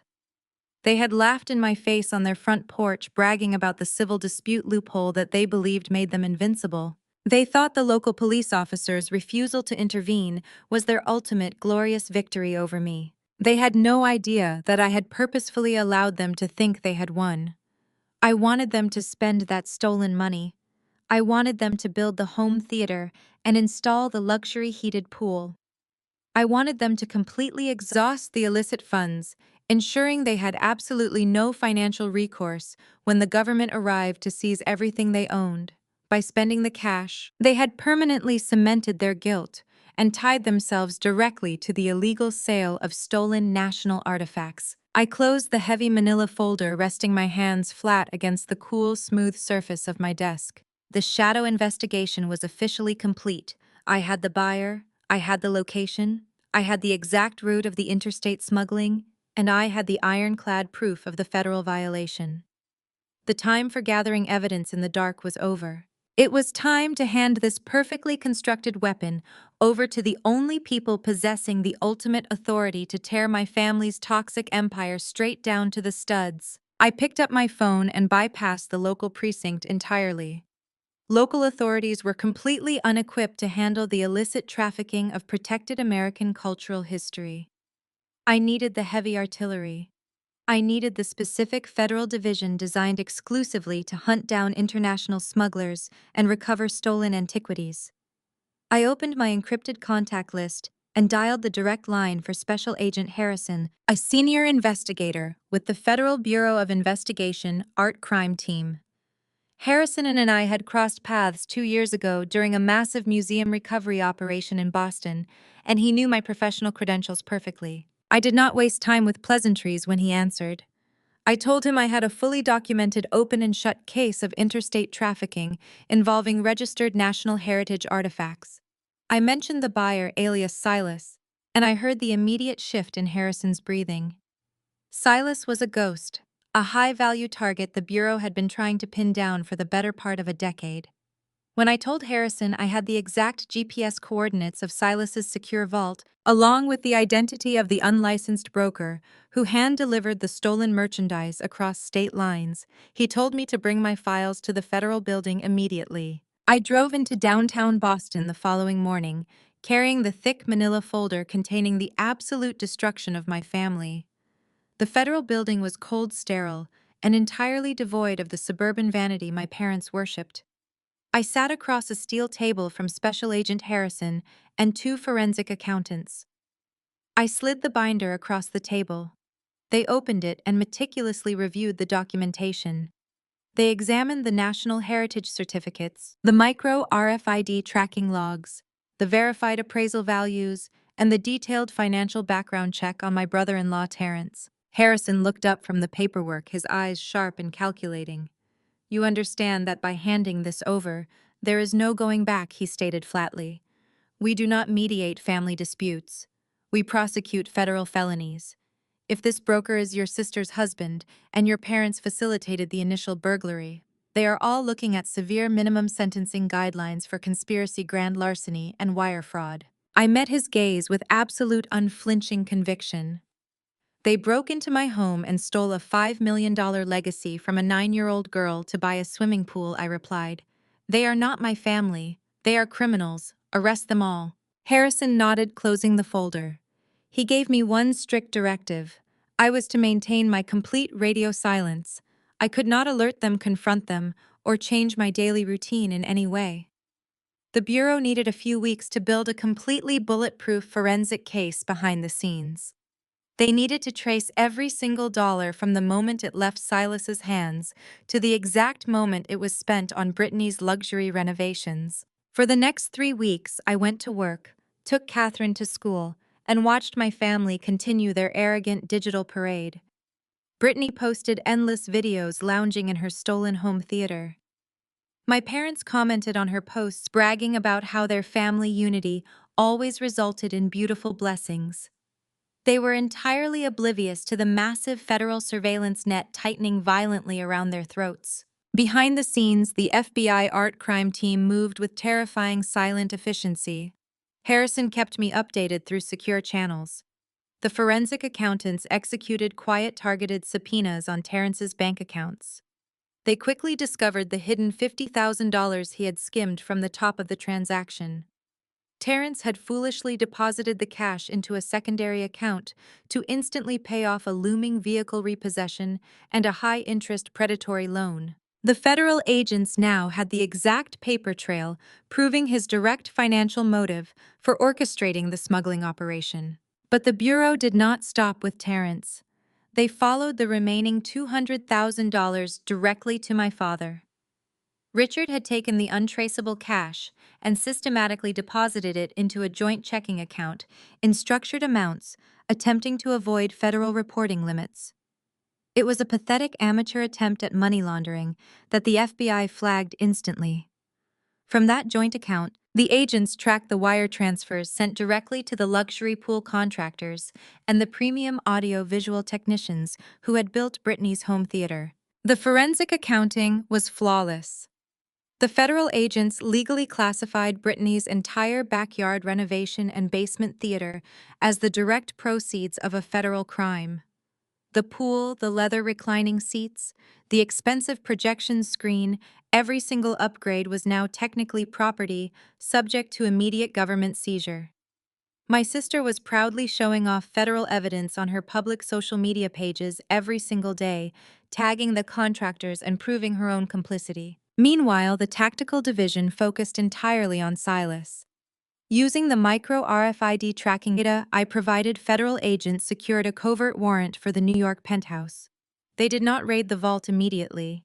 They sat back and watched, building a larger conspiracy case to ensure the black market collector had absolutely zero legal loopholes to exploit when they finally breached his heavily fortified doors. The trap was fully armed.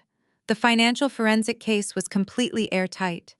The federal arrest warrants were officially signed by a federal judge, citing multiple felony counts of interstate trafficking of cultural property, grand larceny conspiracy, and wire fraud. My parents and Terrence had dug their own graves, climbed inside, and handed the FBI the shovels. Finally, Special Agent Harrison contacted me with the green light. The Bureau was ready to execute the coordinated raids. However, they needed to ensure that Richard, Patricia, and Terrence were all gathered in one single contained location. They could not risk conducting separate arrests and having one of them panic, flee, or attempt to destroy secondary evidence upon hearing the others had been taken into custody. I needed to draw them all together. I needed to break my radio silence and offer them the exact opportunity they had been eagerly waiting for. I knew my parents' inflated ego better than anyone. They wanted me to surrender entirely. They wanted me to crawl back to their pristine suburban mansion, admit utter defeat, and beg for their forgiveness for calling the local police. I was going to give them exactly what they wanted. I was going to walk straight into the lion's den, bringing my brilliant 9-year-old daughter with me, and I was going to deliver the final devastating blow right to their faces. I received the summons on a Tuesday morning. It was not a polite invitation to a family dinner. It was a formal, heavily worded email from my father demanding my immediate presence at their estate that evening for a quote-unquote reconciliation meeting. He wrote that it was time to put childish grievances aside and handle this civil dispute like rational, intelligent adults. I read the email on my high-resolution appraisal monitor and allowed a cold, humorless smile to touch my lips. They were entirely predictable in their arrogance. They wanted to officially close the civil loophole they firmly believed protected them from any real consequences. I dressed carefully for the occasion, opting for a sharp-tailored charcoal suit that projected absolute professional authority. I picked Katherine up from her private school, bought her a hot chocolate, and explained exactly what we were going to do. We pulled into my parents' expansive circular driveway just as the sun began to set. Terrence's leased luxury SUV was already parked near the front entrance, confirming that the entire toxic ensemble was present and eagerly waiting for their triumphant finale. My mother opened the heavy double doors before I could even ring the brass bell. She wore a forced, painfully tight smile that completely failed to mask the smug superiority radiating from her rigid posture. She did not reach out to hug me or greet her granddaughter. She simply stepped aside, crossing her arms defensively, and gestured toward the formal dining room. The massive mahogany table was set up like a corporate boardroom rather than a family gathering. My father sat dead center at the head of the table, looking incredibly pleased with himself. Brittany and Terrence were seated to his right, sipping expensive red wine and exchanging deeply amused glances. They had clearly planned this ambush down to the finest detail. They wanted to visually outnumber, isolate, and intimidate me into submission. I pulled out a plush chair for Katherine near the corner of the room, handing her the thick historical biography she had brought along. I then took my seat directly across from my father.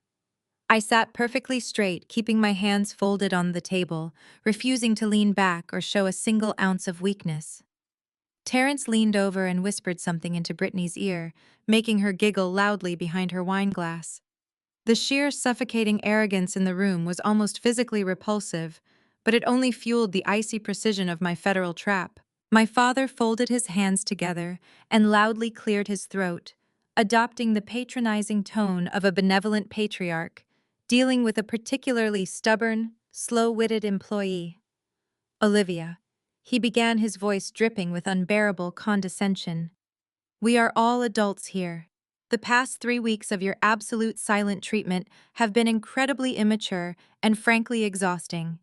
But your mother and I are willing to be the bigger people and move past your emotional outburst. We understand that you were sentimentally attached to those old, dusty items we cleared out of your cramped townhouse. We know you felt slighted because you were not directly involved in the transaction. However, creating a massive scene at your sister's house, warming party, and making empty, ridiculous threats about police involvement is simply unacceptable behavior for a member of this family. To put this entire unfortunate episode behind us permanently and protect the family name, we have decided to offer you a formal, legally binding compromise. He reached into his tailored suit jacket and pulled out a crisp white legal document. He slid it aggressively across the polished mahogany surface until it rested directly in front of me. It was a liability waiver. A generic, poorly drafted civil release form, likely printed directly from a quick internet search. My father did not stop there. He reached into his pocket a second time and pulled out a checkbook. He tore out a pre-written check and tossed it onto the center of the table with a dismissive flick of his wrist. It landed face up, the bold ink glaring under the crystal chandelier. The amount was written for exactly $10,000. Terrence leaned forward, resting his heavy elbows on the table, completely unable to resist inserting himself into the ultimate power play. Listen closely, Olivia, Terrence said, using his fake corporate mentor voice. We all know you are struggling financially, that 10 grand is a massive windfall for someone in your low tax bracket. It is far more than those little books were ever actually worth on the open market. Your father is being incredibly generous by cutting you in on the profits when he legally did not have to give you a single dime. Take the cash, sign the waiver, and let us all get back to being a happy, unified family. Brittany chimed in, swirling her dark wine and looking at me with theatrical pity. Honestly, Olivia, you should be dropping to your knees and thanking Dad right now. You could use that money to finally fix up your depressing house, or maybe buy yourself some clothes that do not look like they came straight from a discount clearance rack. You have been acting like a complete lunatic over a box of garbage. My mother nodded vigorously in agreement, leaning far across the table. Just sign the paper right now, Olivia. Take the $10,000, apologize to your sister and Terrence for your unhinged behavior at their party, and we can forget any of this ever happened. If you refuse this gift, you will be walking out of here with absolutely nothing, and we will wash our hands of you completely. I stared down at the $10,000 check, a laughable, pathetic fraction of the $5 million federal crime they had committed. The room fell dead silent as they eagerly waited for me to break, expecting me to snatch the money like a starving dog. Instead, I looked up from the paper-locked eyes with my father and prepared to drop the anvil. I did not reach for the pen my father had so graciously pushed across the polished mahogany. I did not even glance down at the $10,000 check again. I simply folded my hands together on the table and let the silence stretch out until the smug, victorious smiles on their faces began to waver. The tension in the dining room thickened, turning the air stale and suffocating. My mother shifted uncomfortably in her chair, her manicured fingers tapping impatiently against the stem of her wine glass. Terrence let out a heavy, exaggerated sigh, clearly annoyed that I was not immediately groveling at his feet for the cash. Before my father could open his mouth to issue another booming demand, a sharp, definitive thud echoed through the room. Katherine had closed her thick historical biography. My 9-year-old daughter stood up from her plush chair in the corner. She smoothed the front of her modest cardigan and walked over to stand directly beside my chair. She did not look like a frightened, intimidated child facing down 4 angry, wealthy adults.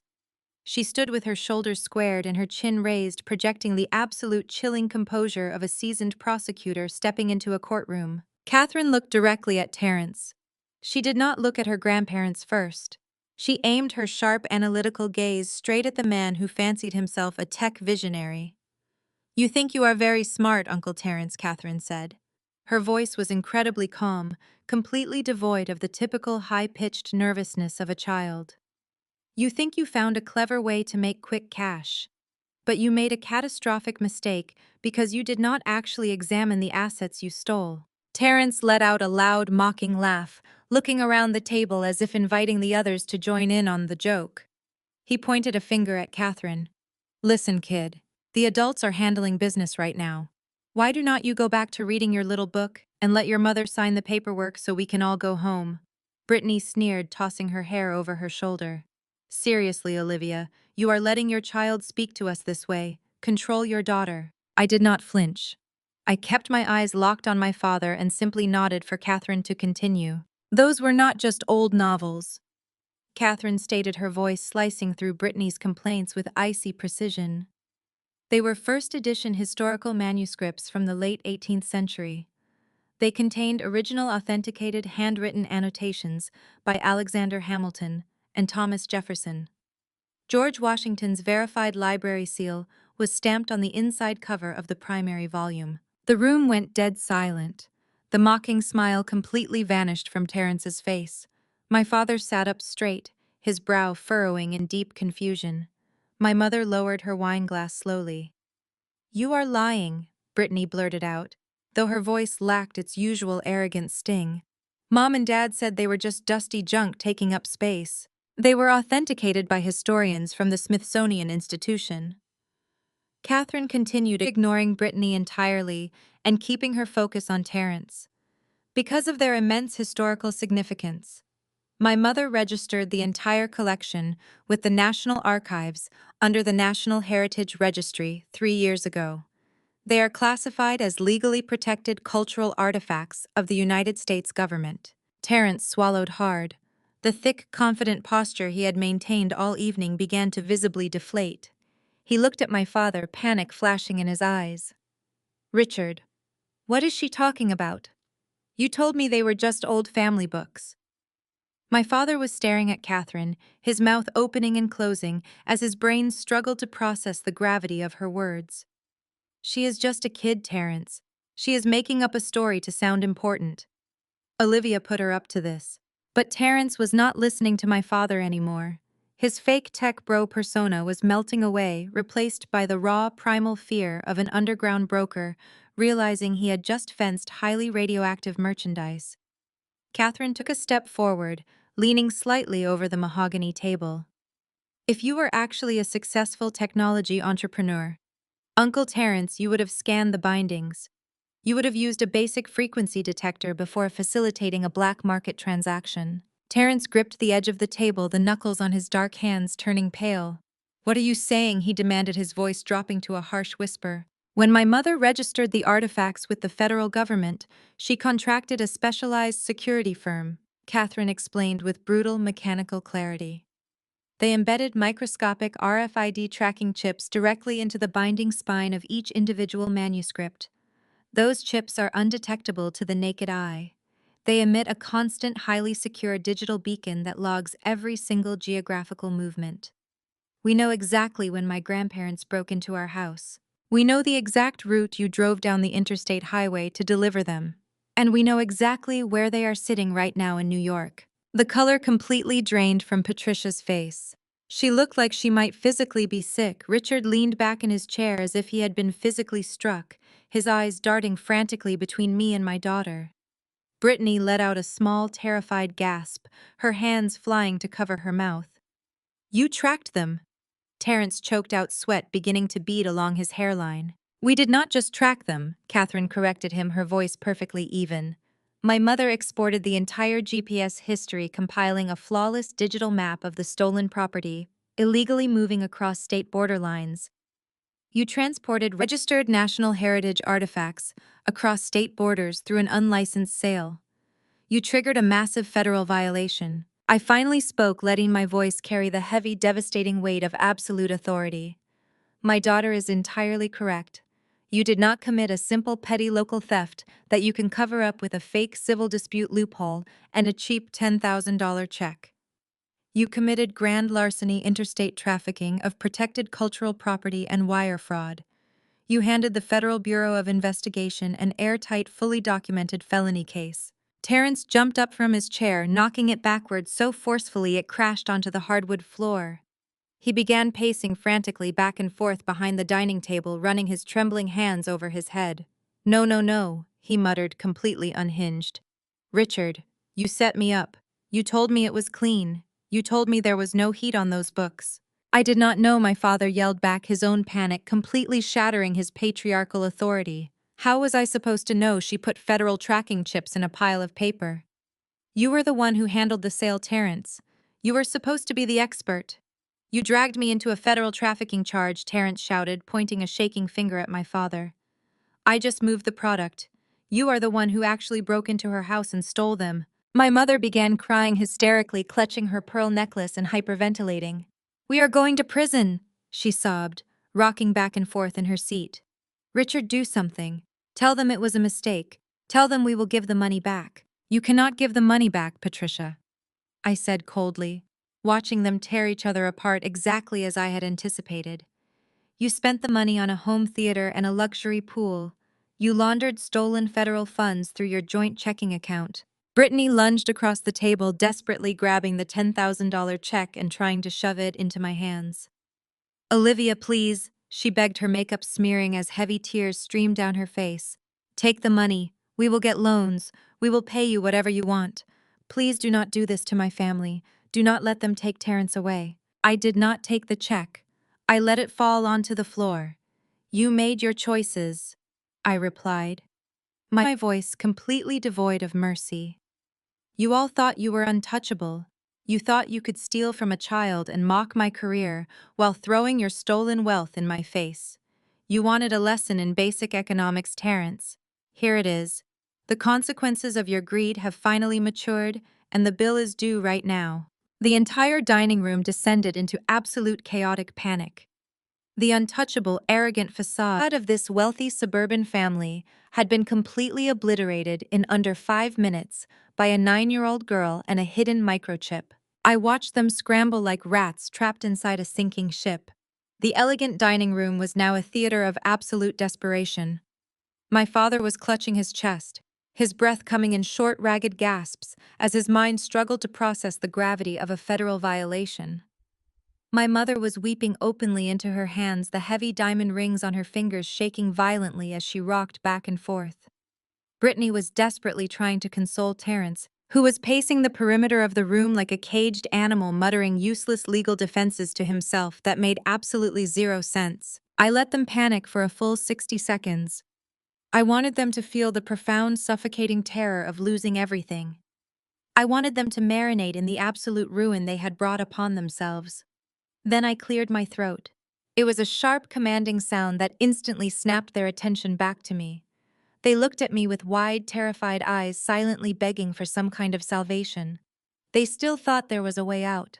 They still operated under the delusion that they could negotiate their way out of a federal felony by throwing money at the problem. "You are all panicking over a $200,000 theft," I said, keeping my voice perfectly level and completely devoid of any sympathy. "But that is not even the most pathetic part of your crime. The most pathetic part is your sheer astounding ignorance." Terrence stopped pacing. He glared at me, his chest heaving as he tried to summon a fraction of his former arrogance. "What are you talking about, Olivia? I got top dollar for those manuscripts. The gray market does not pay retail. I maximized the yield on a dead asset." I let out a harsh, freezing laugh that cut straight to the bone. "Top dollar. You truly believe you got top dollar, Terrence?" I reached into my structured leather bag and pulled out the final piece of documentation. I dropped the heavy certified appraisal portfolio right into the center of the mahogany table. It landed with a heavy thud, echoing like a judge's gavel falling in a silent courtroom. I had those manuscripts officially evaluated by the premier historical auction houses in the country before I registered them with the federal government. I explained, enunciating every single syllable with lethal precision. "The baseline authenticated auction value for that exact collection is $5 million. The air vanished from the room. My father stumbled backward, his knees hitting the edge of his chair before he collapsed into it heavily. 5 million, he wheezed, the color completely draining from his face, leaving behind a sickly ashen gray. $5 million. You sold $5 million of protected, authenticated American history for the price of a mid-tier luxury vehicle and some pool tiles, I stated, driving the blade in deeper. You robbed your own granddaughter of a massive life-changing fortune so Brittany could host better backyard barbecues. You literally threw away generational wealth because you were too arrogant to realize that an appraiser actually knows the value of historical assets. My mother let out a strangled, agonizing wail. She clutched her head, her perfectly styled hair falling into disarray.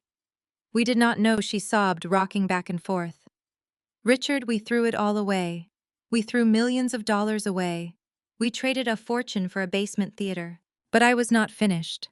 The dominoes were falling perfectly in sequence, and I was about to knock down the central pillar of their entire unified family dynamic. I turned my icy gaze away from my weeping parents and locked eyes with Terrence. And the immense irony of it all is that you did not even get the $200,000 you think you got, did you? Dad, I asked, my voice slicing through the heavy, panicked atmosphere of the room. My father looked up, his eyes bloodshot and deeply confused. What are you talking about, Olivia? Terrence handed me $200,000 in cash. I deposited it myself into the joint account. We used it to pay the contractors. I leaned forward, resting my hands firmly on the table. I tapped into the underground antiquities network weeks ago. I know exactly who Terrence sold those books to. And I know exactly how much cash was handed over in that specific transaction. The final sale price was $250,000. My father froze. The sheer betrayal registered on his face in slow motion.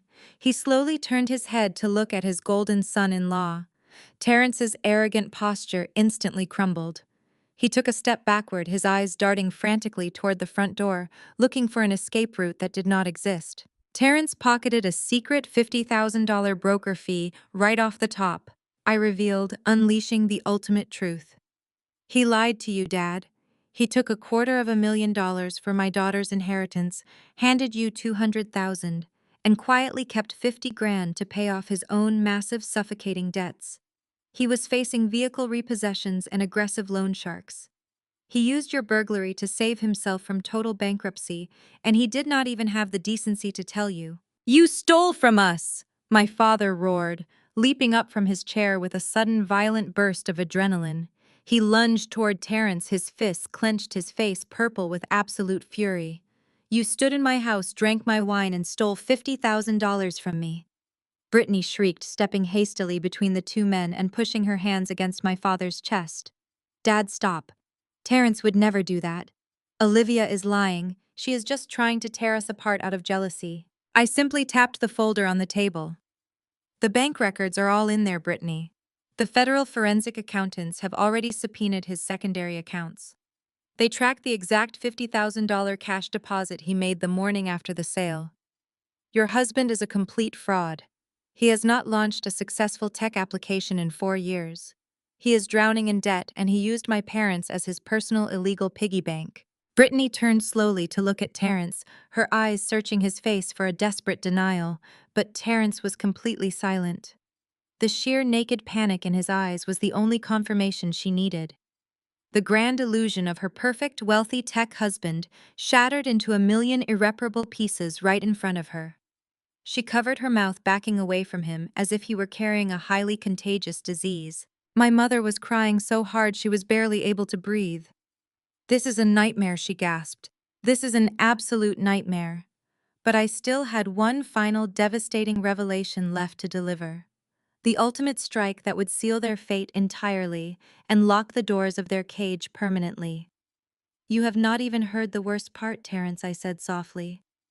The entire room stopped to look at me, their faces completely drained of color, their eyes wide with sheer, unadulterated terror. You thought you found a quiet, discreet buyer in New York. I continued, my voice carrying the lethal weight of an executioner. You thought Silas was just a rich, eccentric private collector who asked no questions and dealt strictly in cash. You thought you were a brilliant criminal mastermind moving product under the radar. Terrence swallowed hard, his Adam's apple bobbing nervously. How do you know that name? Because Silas is not a ghost, Terrence. Silas is a known highly prolific international smuggler. The Federal Bureau of Investigation Art Crime Team has been watching his operations for nearly a decade. His penthouse is currently under heavy federal surveillance. When you drove my daughter's registered national heritage artifacts across state borders and walked straight into his building, you did not just commit a crime. You walked your entire family directly into a massive, ongoing federal sting operation. The silence that followed was absolute.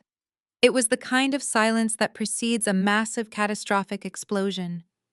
They had no civil loophole to hide behind. They had no social status to protect them. They had crossed state lines, trafficked federal property, laundered illicit funds, and engaged with a highly monitored criminal syndicate. There was absolutely no escape, no negotiation, and no amount of fake, suburban apologies that could undo the federal avalanche currently hanging directly over their heads. The silence in the dining room stretched for another agonizing second, thick and heavy with the suffocating realization of their impending doom. Then the silence was violently shattered.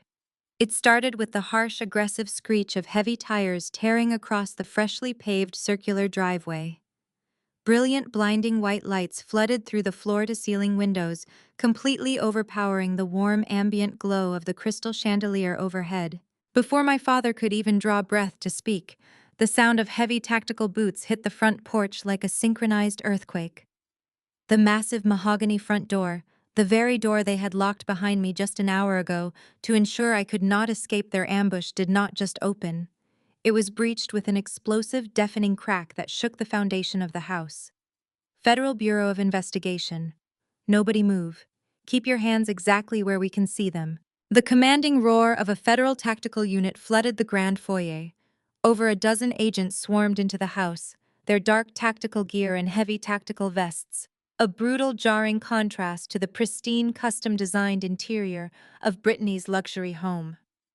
Flashlights sliced through the air, casting sharp, chaotic shadows against the expensive artwork and imported silk drapes. Terrence did not attempt to run. He did not try to negotiate or leverage his fake corporate authority. His legs simply gave out beneath him. He collapsed hard onto the polished hardwood floor, landing heavily on his knees. His hands flew to the back of his head, his fingers trembling violently. He stared blankly at the floorboards, his breath coming in rapid, shallow wheezes. The reality of his situation had finally pierced his delusional ego. Silas had sold him out. The moment the federal agents raided the New York penthouse and threatened the billionaire smuggler with decades in a federal penitentiary, Silas had instantly flipped. He had handed over every security tape, every communication log, and every descriptive detail of the arrogant amateur broker who had happily walked $5 million of traceable cultural heritage straight into his lobby. Terrence realized he was nothing but a disposable pawn in a game he never actually understood. An agent stepped forward, firmly grabbing Terrence by the arms and hoisting him up, securing heavy steel handcuffs around his wrists with a sharp, undeniable click. My father, however, still clung desperately to his suburban privilege. Richard puffed out his chest, stepping squarely in front of my mother, as if he were preparing to scold a group of unruly teenagers who had stepped onto his lawn. "Now see here," Richard bellowed, his voice shaking, but attempting to project authority. "I demand to know the meaning of this intrusion. I am a respected member of this community. I know the mayor. I play golf with the district attorney. You have absolutely no right to barge into my family's private gathering over a simple civil dispute." Special Agent Harrison stepped through the crowd of tactical officers, his face an unreadable mask of absolute federal authority. He did not look at my father with respect. He looked at him like a pest. Richard Wilson Harrison stated, his voice cutting through my father's bluster like a surgical blade. "You and your wife Patricia are under arrest." My mother let out a piercing, hysterical shriek. The crystal wine glass slipped from her trembling fingers and shattered spectacularly against the hardwood floor, sending dark red wine pooling around her expensive designer shoes. You cannot do this!" Patricia screamed, her face contorted in sheer, unadulterated terror. "We are good people. We live in a gated community. We donate to charity. We did not do anything wrong. Olivia, tell them to stop. Tell them it was a misunderstanding." I remained seated beside Katherine. I did not move a single muscle to help her. I simply watched as two federal agents approached my parents, turned them around, and forcefully pulled their arms behind their backs. The cold steel of the handcuffs locked around their wrists, binding them to the reality they had tried so desperately to ignore. "You have the right to remain silent." Special Agent Harrison began reading them, their Miranda rights with chilling mechanical efficiency. "Anything you say can and will be used against you in a court of law. You have the right to an attorney." As Harrison finished reciting their rights, he stepped closer to my father, who was now sweating profusely, his chest heaving in absolute panic. "You are being taken into federal custody on multiple felony charges," Harrison continued, making sure his voice carried clearly across the dining room. "These charges include grand larceny, the illicit interstate trafficking of registered cultural heritage artifacts, and wire fraud." The words hung in the air, heavy and inescapable. Wire fraud, interstate trafficking, grand larceny. These were not petty suburban misdemeanors. These were massive, life-destroying federal crimes carrying mandatory minimum prison sentences. My parents had spent their entire lives obsessing over their public image, terrified of what their wealthy friends might think of my perfectly respectable career. Now they were being marched out of a luxury mansion in handcuffs, headed straight for a federal holding cell. Their country club friends would definitely be talking about them tomorrow. Brittany was backed into a corner of the dining room, her hands pressed tightly over her ears. She was hyperventilating, watching her entire fake empire burn to the ground. The federal agents were already moving through the house, photographing the massive home theater and the luxury pool out back. They were cataloging the assets purchased with the laundered money. Brittany's perfect, highly curated social media life was being officially tagged as federal evidence. Special Agent Harrison turned his attention away from my sobbing mother and terrified father. He walked over to where Katherine and I were sitting. He offered a short, respectful nod. "The artifacts have been successfully recovered from the New York location," Harrison confirmed quietly, ensuring the rest of the room could not hear. "They are currently being transported back to a secure federal climate facility. Your documentation was flawless. Thank you for your cooperation." "Thank you, Agent Harrison," I replied smoothly. I stood up and offered my hand to Katherine. She took it, her grip firm and steady. We stepped away from the table, walking straight past the wreckage of the family that had tried to destroy us. "Olivia, please," my father begged, his voice cracking, as an agent guided him toward the front door. "Do not let them do this. We are your family. We are your blood." I stopped in the grand foyer, turning to look at him one last time. He looked incredibly small, stripped of his arrogance, his wealth, and his power. "You stopped being my family the moment you decided to steal from my child," I said, my voice echoing in the chaotic hallway. "Enjoy the consequences of your financial genius, Richard." I opened the front door, guiding Katherine through the swarm of federal vehicles and flashing lights. We walked out into the cool, refreshing night air, leaving them to face the absolute ruin they had built with their own greedy hands. The trap had successfully closed and we were finally free. The days following the dramatic raid moved with the brutal, unforgiving efficiency of a federal prosecution. The local news stations somehow caught wind of the arrest, and by the next morning, high-definition footage of Richard, Patricia, and Terrence being escorted from the suburban mansion in handcuffs was playing on a continuous loop across every major channel. My parents had spent their entire lives obsessing over their pristine public image, carefully curating a facade of untouchable wealth and moral superiority to impress their peers. Now their wealthy neighbors were standing on their manicured lawns, watching them perform a completely different kind of walk of shame. Terrence was the very first to experience the full, crushing weight of the federal justice system. Because he had directly facilitated a financial transaction with Silas, a known international smuggler, the federal judge immediately deemed him a significant flight risk. Bail was aggressively and permanently denied. The fake tech visionary, who had spent the entire evening bragging to me about multi-million-dollar venture capital deals, was stripped of his tailored suits and handed a standard-issue orange jumpsuit. Without his carefully constructed wardrobe, his luxury watch, and his rehearsed corporate buzzwords, Terrence was finally exposed as nothing more than a desperate, pathetic fraud. I was facing a mandatory minimum of 15 years in a federal penitentiary for wire fraud, grand larceny, and the interstate trafficking of protected cultural heritage artifacts. His underground connections vanished instantly, treating him like a highly contagious disease to avoid federal scrutiny. He was completely alone behind bars, left to calculate the exact cost of his extreme arrogance.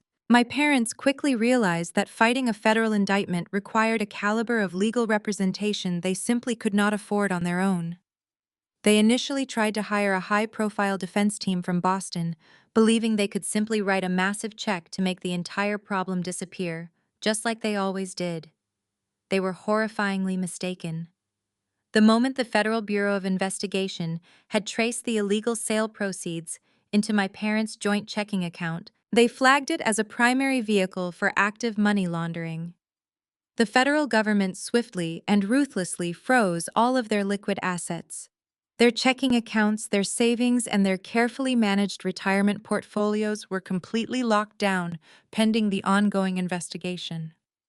My father, a man who derived his entire sense of self-worth from his financial control over others, was suddenly reduced to begging extended relatives for loans just to cover his basic living expenses. The relatives, having seen the humiliating news reports and wanting nothing to do with a federal investigation, universally declined his desperate pleas. With their bank accounts frozen and their legal bills mounting at an astronomical rate, Richard and Patricia were forced to make the ultimate agonizing sacrifice.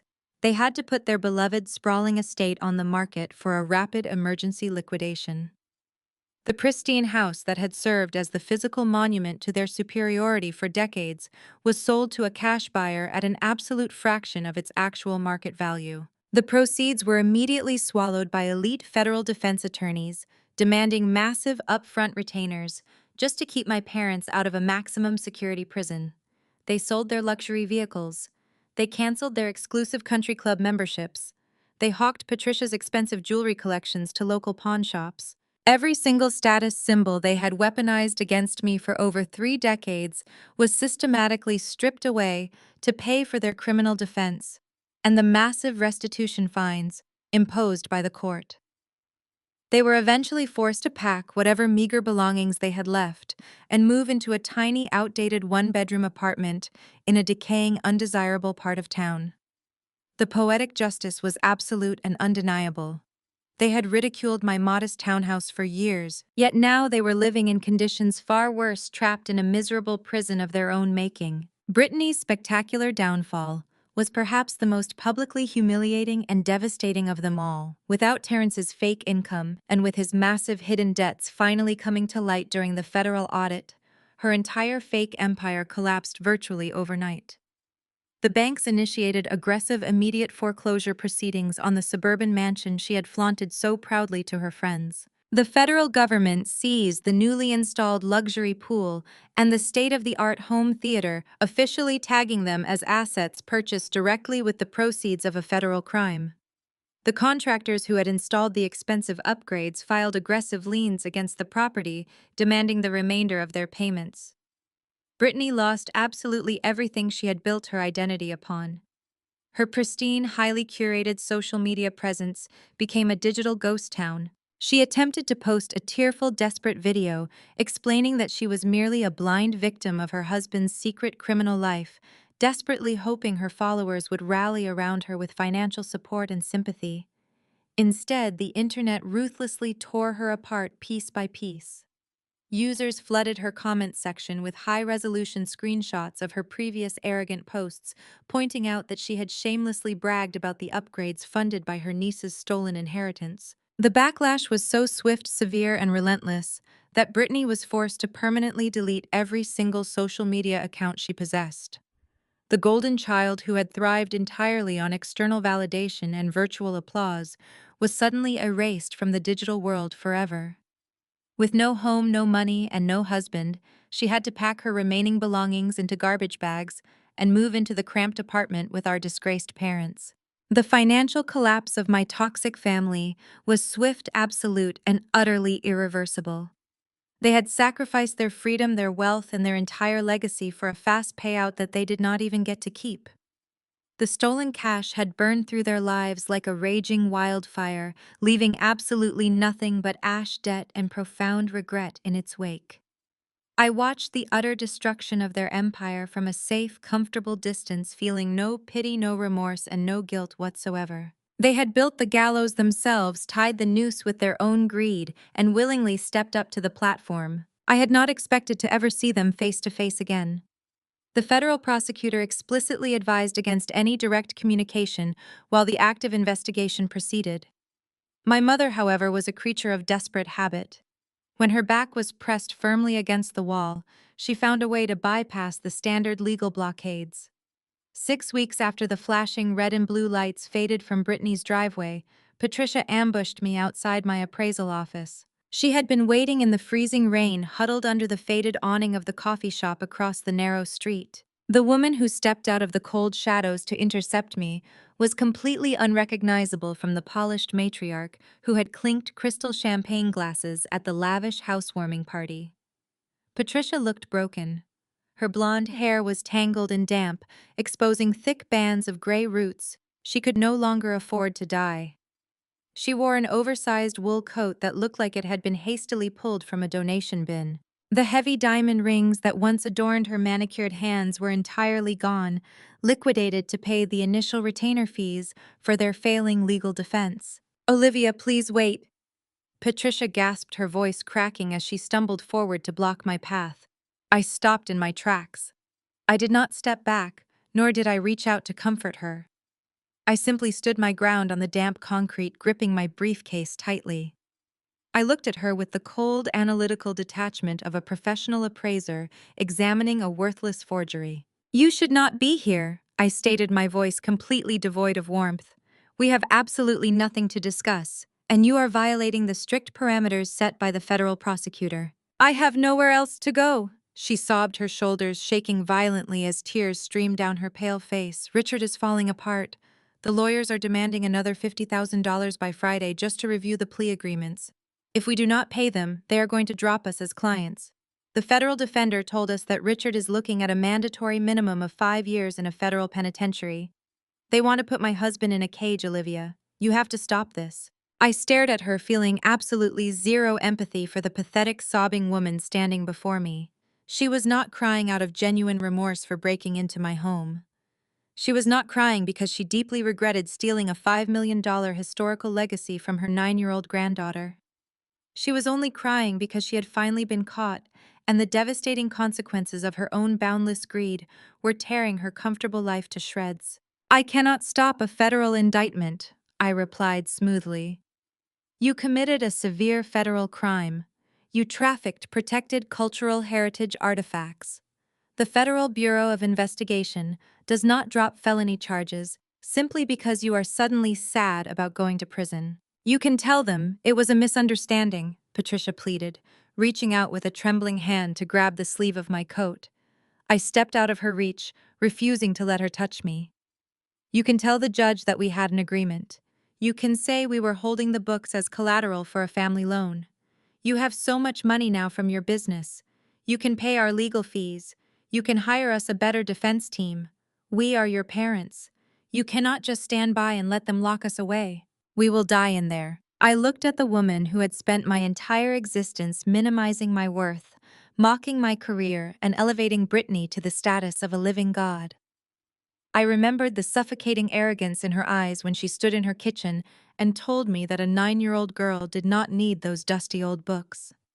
I remembered the triumphant smirk on her face when she believed the local police officers were going to let her walk away scot-free. "You really expect me to finance your criminal defense after you robbed my child?" I asked, my voice dropping to a dangerous, icy register.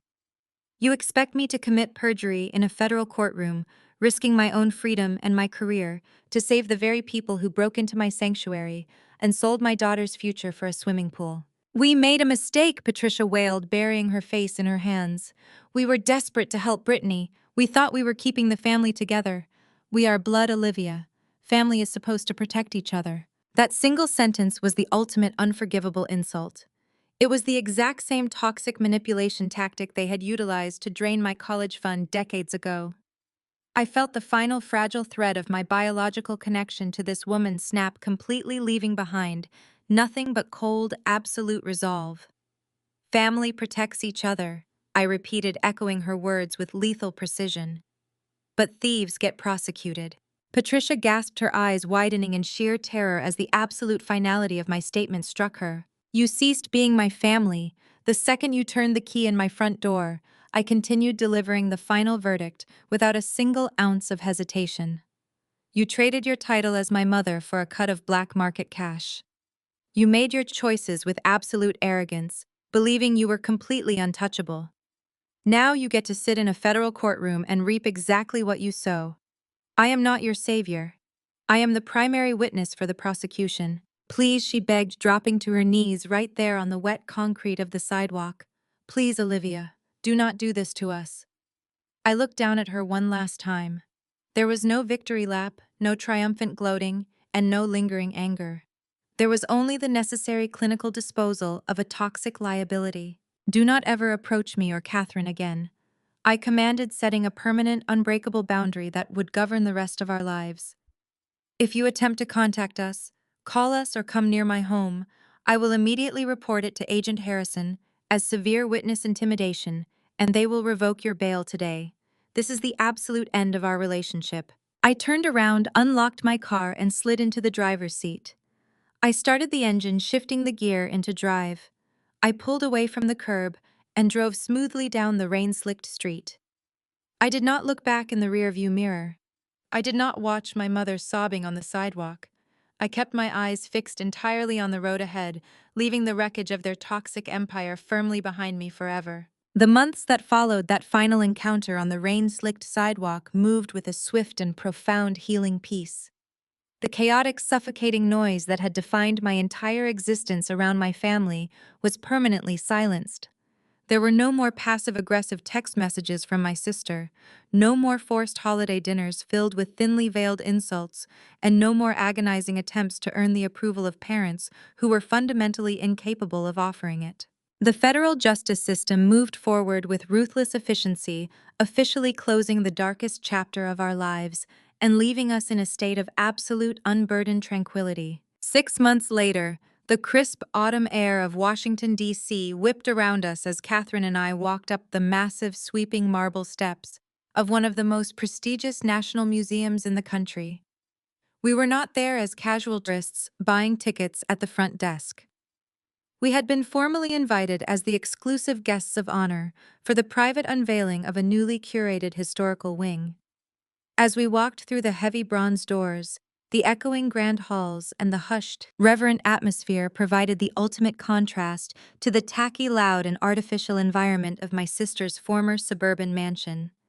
Here, history was respected, preserved, and guarded with the utmost intensity, completely insulated from the petty greed of the outside world. The head curator, an esteemed historian I had collaborated with heavily during the federal authentication process, greeted us warmly at the entrance to the early American history exhibit. He shook my hand with deep professional respect and offered a formal, polite bow to Katherine. He understood exactly who she was and the immense legacy she carried. He personally guided us past the heavy velvet ropes, leading us into the center of the dimly lit, highly secure exhibition space before the public was allowed inside. Right in the middle of the room, standing as the undisputed centerpiece of the entire historical collection, was a massive, custom-built, climate-controlled glass display case. Soft fiber optic lighting illuminated the interior, perfectly designed to protect the fragile paper from harmful ultraviolet degradation while highlighting the brilliant craftsmanship of the covers. Resting securely on plush archival quality velvet cushions were the 6 original leather-bound volumes. The books were beautifully displayed, opened carefully to specific pages that showcased the distinct, unmistakable handwritten annotations of Alexander Hamilton and Thomas Jefferson. The faded brown ink, written over 2 centuries ago by the very architects of the nation, stood completely preserved and undeniably powerful. I stood shoulder to shoulder with my 9-year-old daughter, looking at her rightful inheritance restored to its ultimate glory. They were no longer sitting in a locked cedar trunk in our townhouse, vulnerable to the greedy hands of ignorant relatives who saw them only as a quick paycheck. They were exactly where they belonged, protected by bulletproof glass, advanced biometric sensors, armed federal guards, and the full unyielding weight of the United States government. They were safe. And more importantly, my brilliant daughter was safe. Katherine stepped closer to the thick glass, her dark eyes reflecting the soft glow of the display case. She did not look at the ancient paper or the famous political signatures first. She looked directly down at the solid gold plaque mounted securely on the slanted wooden base of the exhibit. The engraved black lettering caught the light perfectly, declaring the absolute truth for every single visitor, historian, and scholar to see for generations to come. It read, "On loan from the private collection of Katherine." There was no mention of my father. There was no mention of the supposed shared family assets or the twisted communal inheritance my parents had tried to aggressively claim. It was Katherine's name, solitary and undisputed, cemented permanently into the historical record of the nation. I placed my hand gently on my daughter's shoulder, feeling an overwhelming surge of fierce protective pride wash over me. Breaking a generational cycle of abuse and manipulation is never a clean, simple, or easy process. Society constantly conditions us to believe that blood ties are inherently sacred, that we must endure endless suffering, financial theft, and blatant disrespect simply because we share genetics with our abusers. We are taught to constantly forgive, to keep the peace at all costs, and to sacrifice our own well-being to maintain the shallow illusion of a happy, unified family. But standing there in the quiet, absolute dignity of the museum, I knew with unwavering certainty that I had made the only correct choice. True family is not defined by shared DNA, an emergency spare key, or a spot at a holiday dinner table. True family is built on a rigid foundation of mutual respect, unconditional protection, and the unwavering desire to see each other thrive. My parents and my sister had viewed me as nothing more than a convenient stepping stone, a lesser entity they could exploit, mock, and discard whenever they needed a financial boost to maintain their shallow social status. They had willingly chosen extreme greed over unconditional love, and they had ultimately paid the absolute highest possible price for that selfish choice. Protecting your child's future sometimes requires you to become the absolute villain in someone else's fabricated narrative. It requires the cold, terrifying strength to sever the toxic blood ties, completely to walk away from the very people who raised you, and to never look back in the rearview mirror. I had dismantled my own family tree and burned it entirely to the ground to ensure that the rotting branches would never fall on my daughter. I had secured her legacy not just through the staggering financial value of the recovered historical artifacts, but by showing her exactly how to stand up to relentless bullies, regardless of what familial titles they hide behind. Katherine turned her head, looking up at me with a soft, genuine smile that held analytical wisdom far beyond her 9 years. She reached out and wrapped her arms tightly around my waist, leaning her head against my side in the quiet, echoing hall of the museum. I held her close, surrounded by the physical proof of our ultimate victory. We had survived the ultimate betrayal, we had brilliantly outsmarted the thieves, and we had aggressively reclaimed exactly what was ours. The nightmare was officially over, and the rest of our beautiful, peaceful lives was just beginning. Have you ever realized that the cruelest betrayals often come not from strangers, but from the greed of those who share your blood? What would you have done if you were in my shoes? Let me know in the comments below. The most profound lesson from Olivia's journey is that sharing DNA does not obligate you to endure abuse, greed, or betrayal. Society often pressures us to forgive toxic relatives for the sake of forced unity, but true family is built on mutual respect and protection. Olivia demonstrated that setting unbreakable boundaries is never an act of cruelty. Rather, it is a necessary measure of self-preservation and deep love for her daughter. When toxic individuals weaponize their blood ties to exploit you, walking away becomes the ultimate act of strength. Evaluate your own relationships today and aggressively protect your peace.